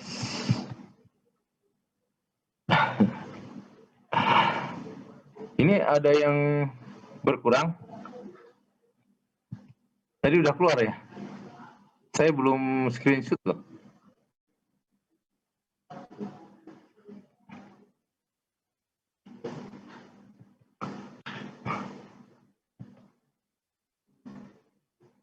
Ini yang nggak ada siapa ya?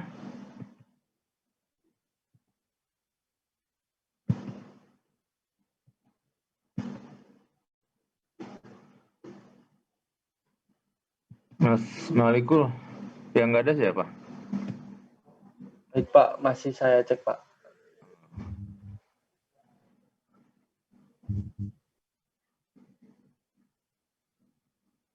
Atau yang screenshot?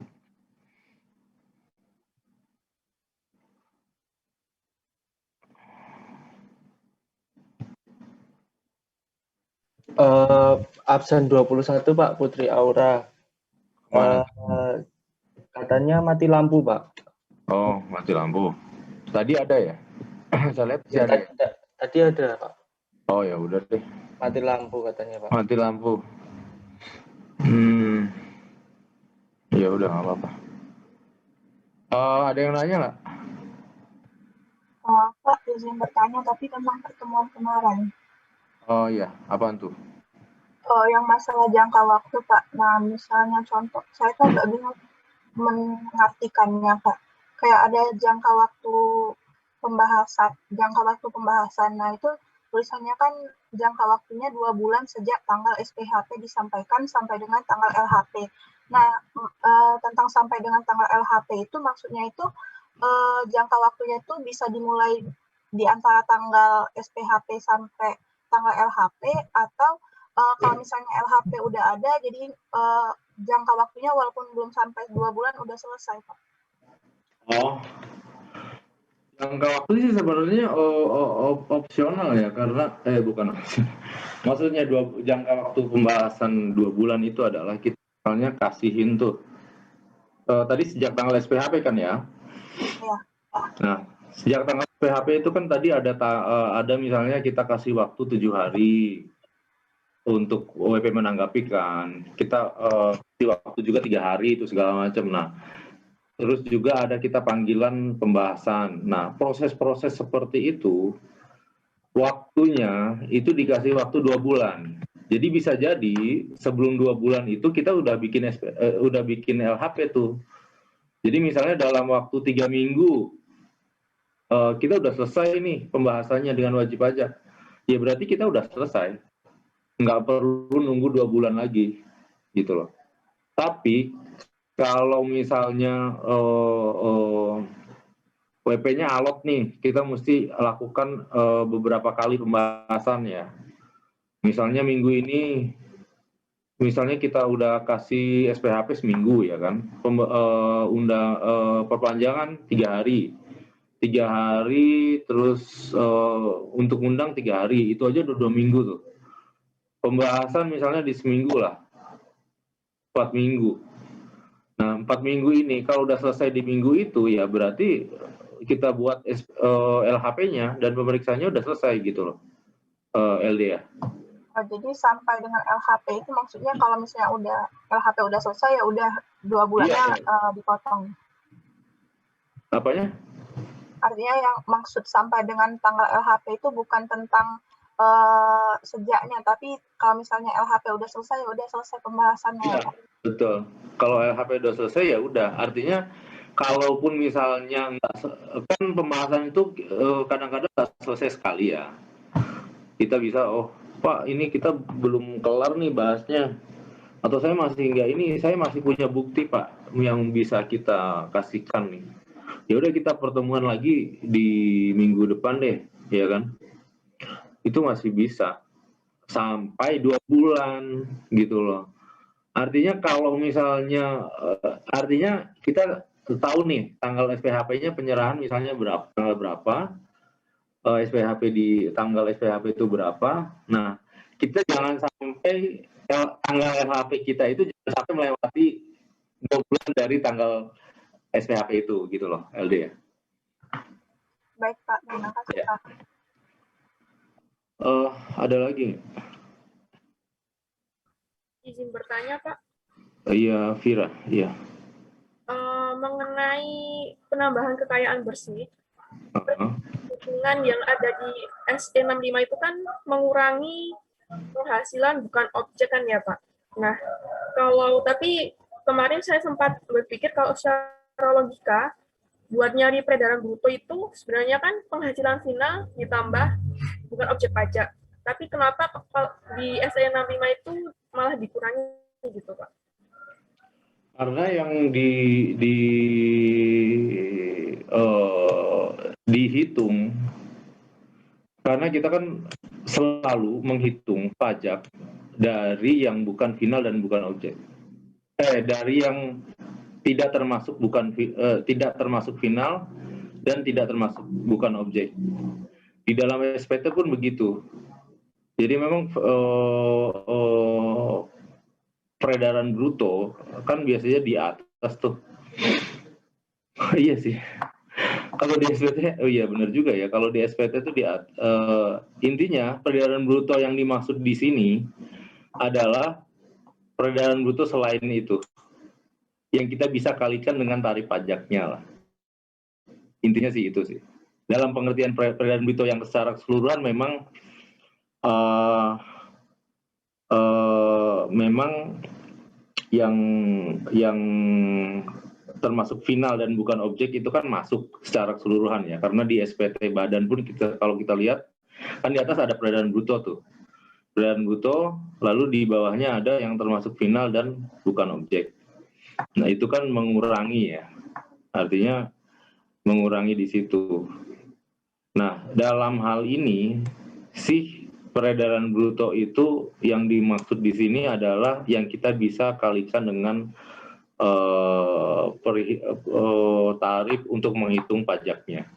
Artinya memang untuk peredaran-peredaran yang sudah dikenakan final maupun penghasilan-penghasilan yang bukan objek pajak itu tidak kita masukin lagi. Gitu. Itu aja sih. Berarti benar ya Pak kalau dikurangi bukan objek pajak? Iya. Baik, terima kasih Pak. Kalau yang itu sih pengertiannya itu aja. Jadi peredaran bruto yang istilahnya bukan bruto-bruto banget lah. Tapi memang di dalam... Tapi kalau kita memasukkan nanti di dalam SPT ya, memasukkan ke dalam SPT itu pasti akan berbeda lagi ya. Kita lihat format SPT-nya nanti ya. Tapi dalam perhitungan ini ya kita keluarkan dulu lah yang final maupun yang bukan objek. Artinya itu yang peredaran akhir itu yang kita akan kalikan dengan misalnya norma penghasilan neto maupun langsung dikalikan dengan untuk dikalikan dengan tarif pajaknya.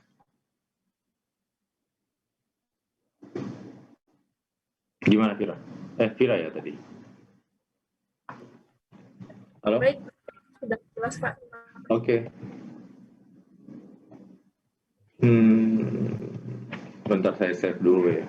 Nanti lupa.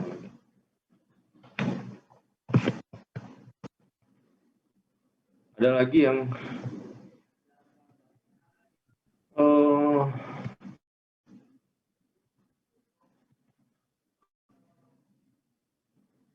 ini bisa kirim file nggak sih ini? Bisa ya? Bisa, Pak.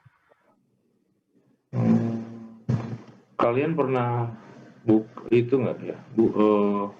Pernah baca-baca ini nggak apa? Bentar.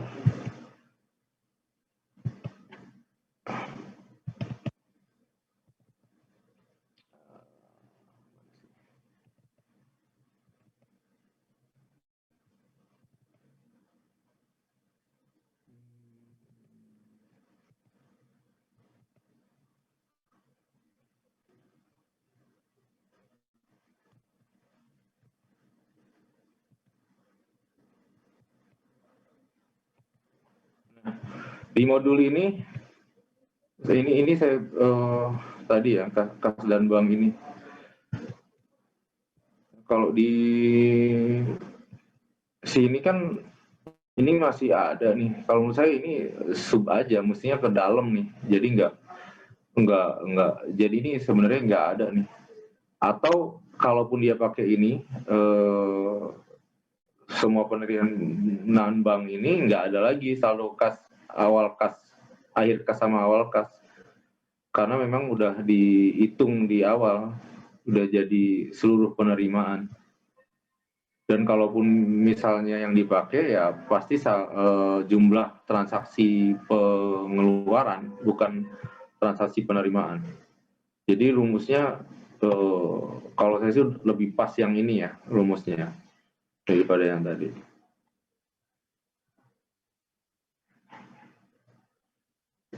Ini kalau kalian mau baca-baca sih lumayan jelas ya kalau di sini.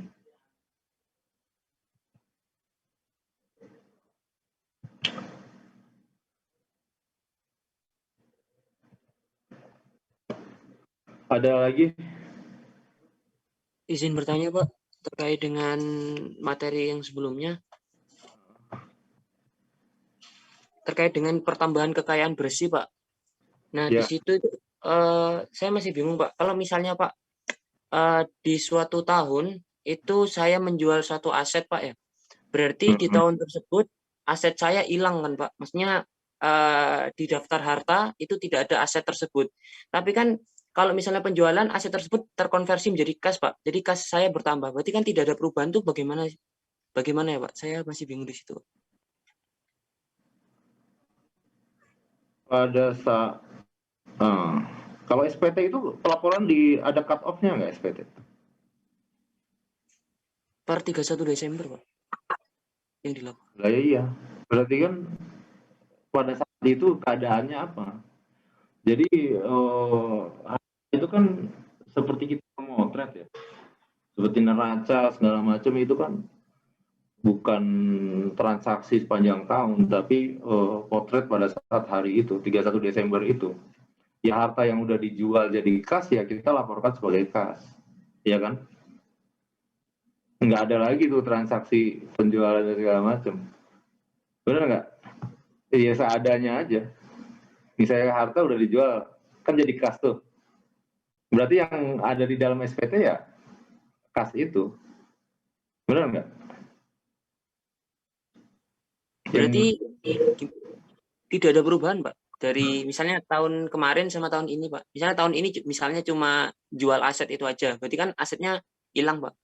Terus terkonversi menjadi kas gitu, Pak. Iya, kan habis itu dia laporkan ke tahun berikutnya kan ada daftar harta lagi kan? Ya. Di SPT tahun berikutnya. Nah, untuk menghitung net worth-nya itu atau kekayaan bersihnya itu kita lihat SPT-nya aja. SPT-nya itu untuk tahun misalnya 2017. 2017 hartanya berapa, utangnya berapa ya kan? 2018 hartanya berapa, utangnya berapa. Dari masing-masing ini kan udah kelihatan nih kekayaan bersihnya kan 2017, kekayaan bersih 2018.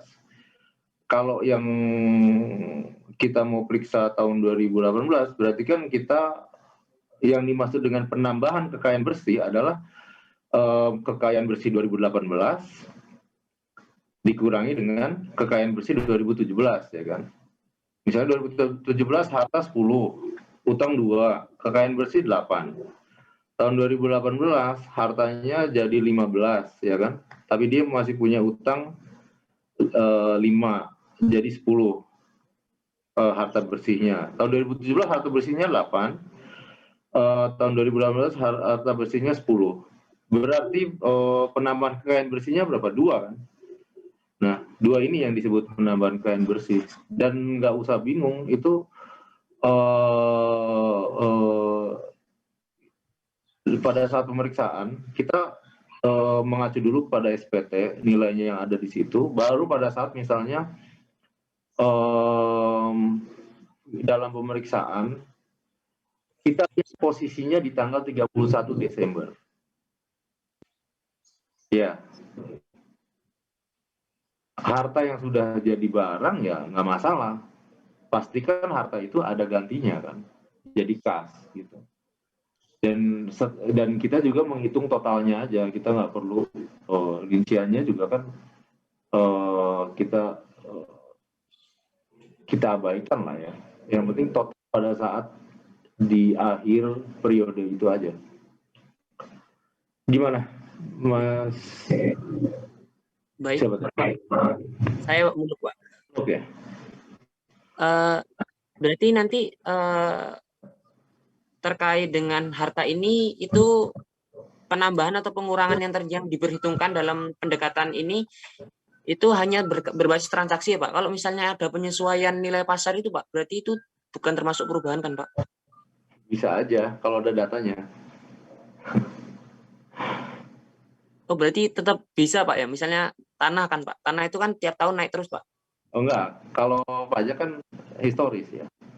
Selama itu hartanya belum dijual ya belum kita bisa ini.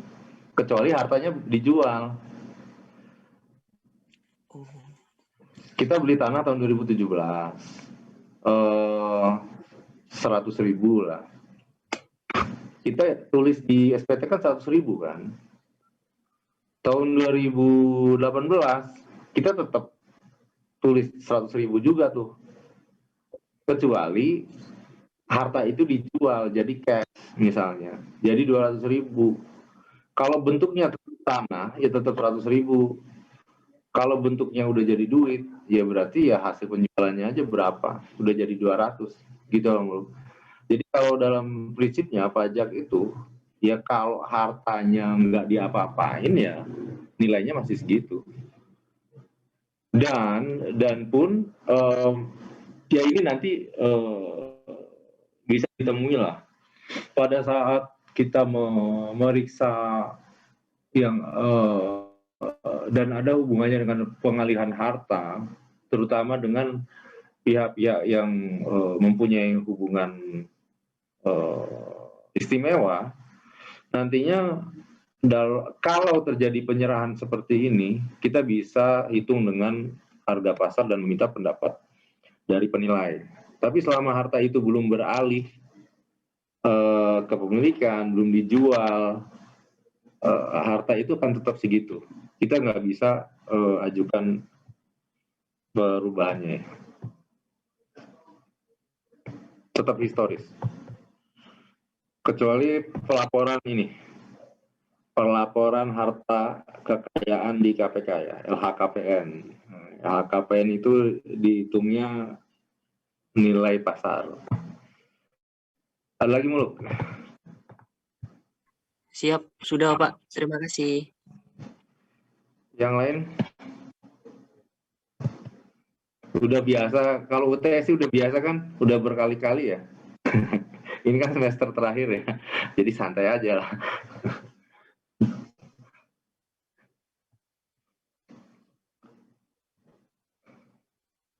Soalnya gampang kok. Yang jawab mungkin susah. Yang susah mungkin jawabnya. Oke, ada lagi nggak? Kalau nggak, kita bisa. Ya? Ya, sudah.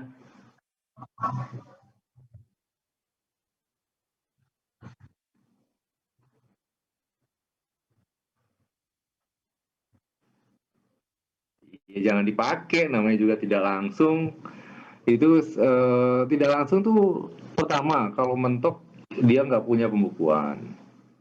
Yang kedua, kalau misalnya kita perlu membandingkan dengan perhitungan lain lah. Istilahnya kalau kita ke dokter sih kita mau minta apa tuh, second opinion atau apalah.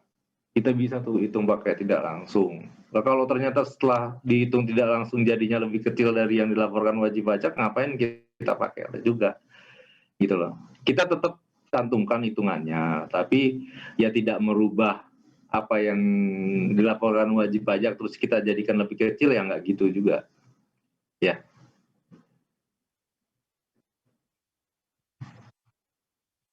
Iya, nanti di keputusannya wajib pajak. Ya, berdasarkan wajib pajak berarti wajib pajak sudah benar dalam melaporkannya, gitu. Ya usahain jadi lebih gede lah, masa jadi lebih kecil. Ya tapi kan kalau wajib pajaknya udah jujur ya berarti udah, gitu aja. Ya sudah, udah. Ada lagi nggak?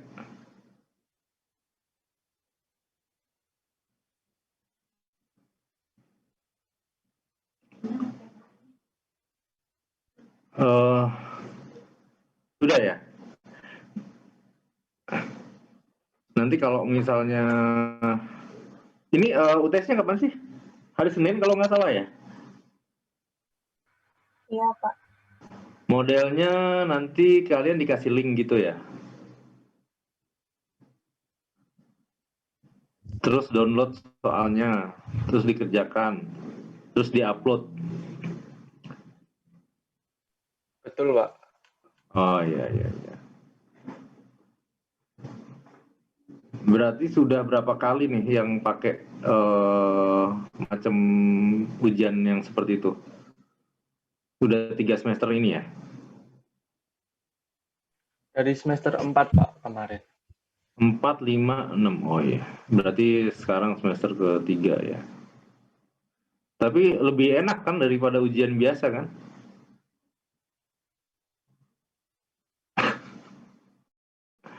Bener nggak? Bener nggak LDA? Ada plus minusnya sih, Pak. Plus minusnya apa?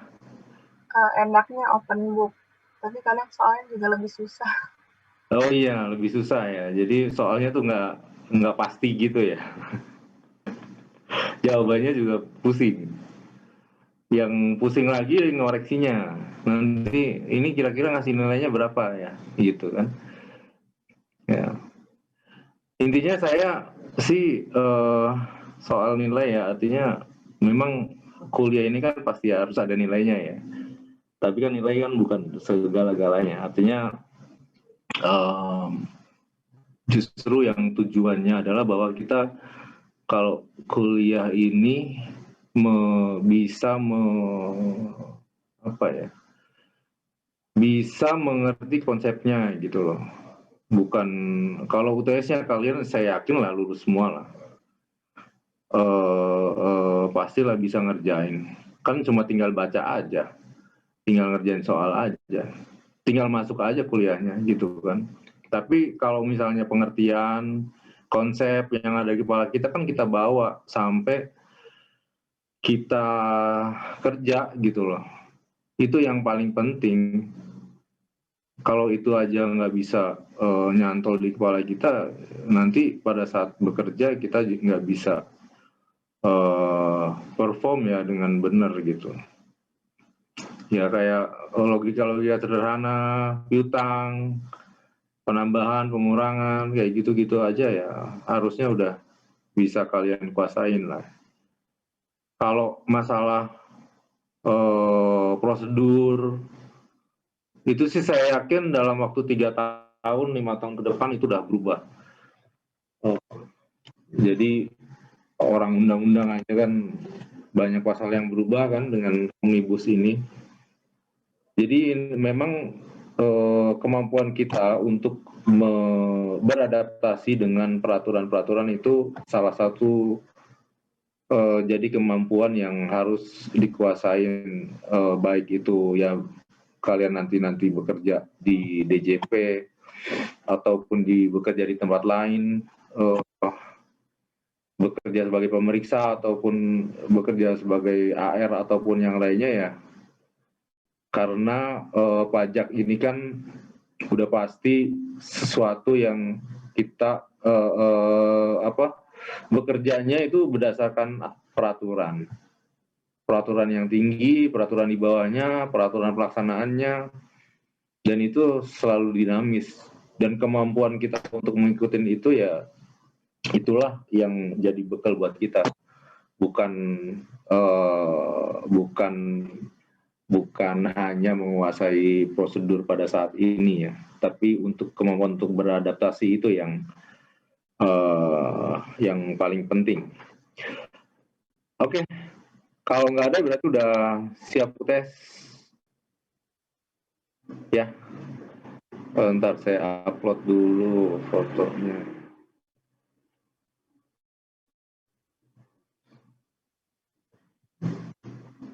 Hari ini hadir semua ya. Terus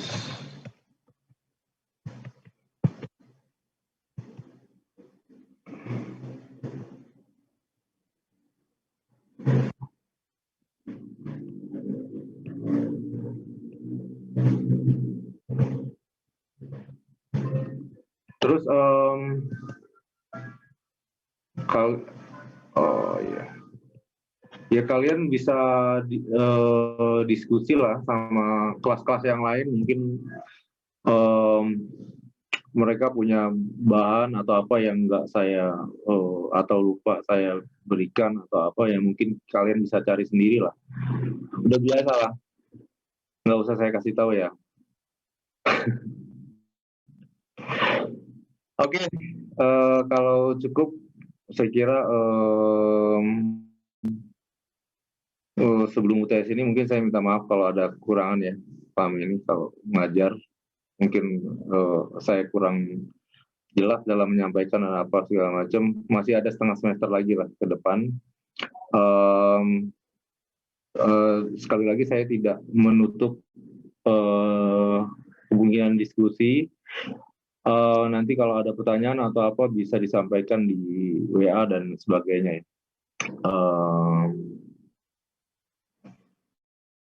Mungkin sebelum diakhiri bisa berdoa dulu kali ya. Semoga ya, harapannya ya semoga kalian bisa mengerjakan UTS dengan baik dan benar lah. Oke, doa dulu Mas Malik. Baik, sebelum menutup kelas pada pagi hari ini, marilah kita berdoa bersama-sama terlebih dahulu. Semoga perkuliahan pada hari ini membawa manfaat untuk kita semua. Amin.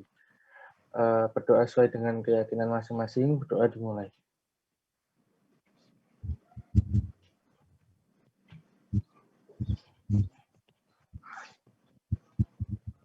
Cukup, terima kasih.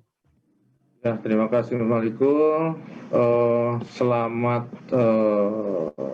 UTS. Kerjakan semua soalnya.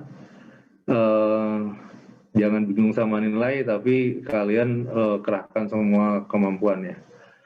Semoga dilancarkan. Jangan lupa berdoa.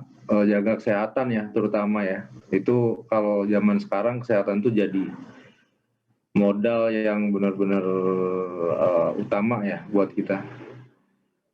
Oke, kalau gitu kita akhiri perkuliahan hari ini. Semoga bermanfaat. Assalamualaikum warahmatullahi wabarakatuh. Saya Alif duluan ya. Waalaikumsalam. Terima kasih, Pak. Terima kasih Pak.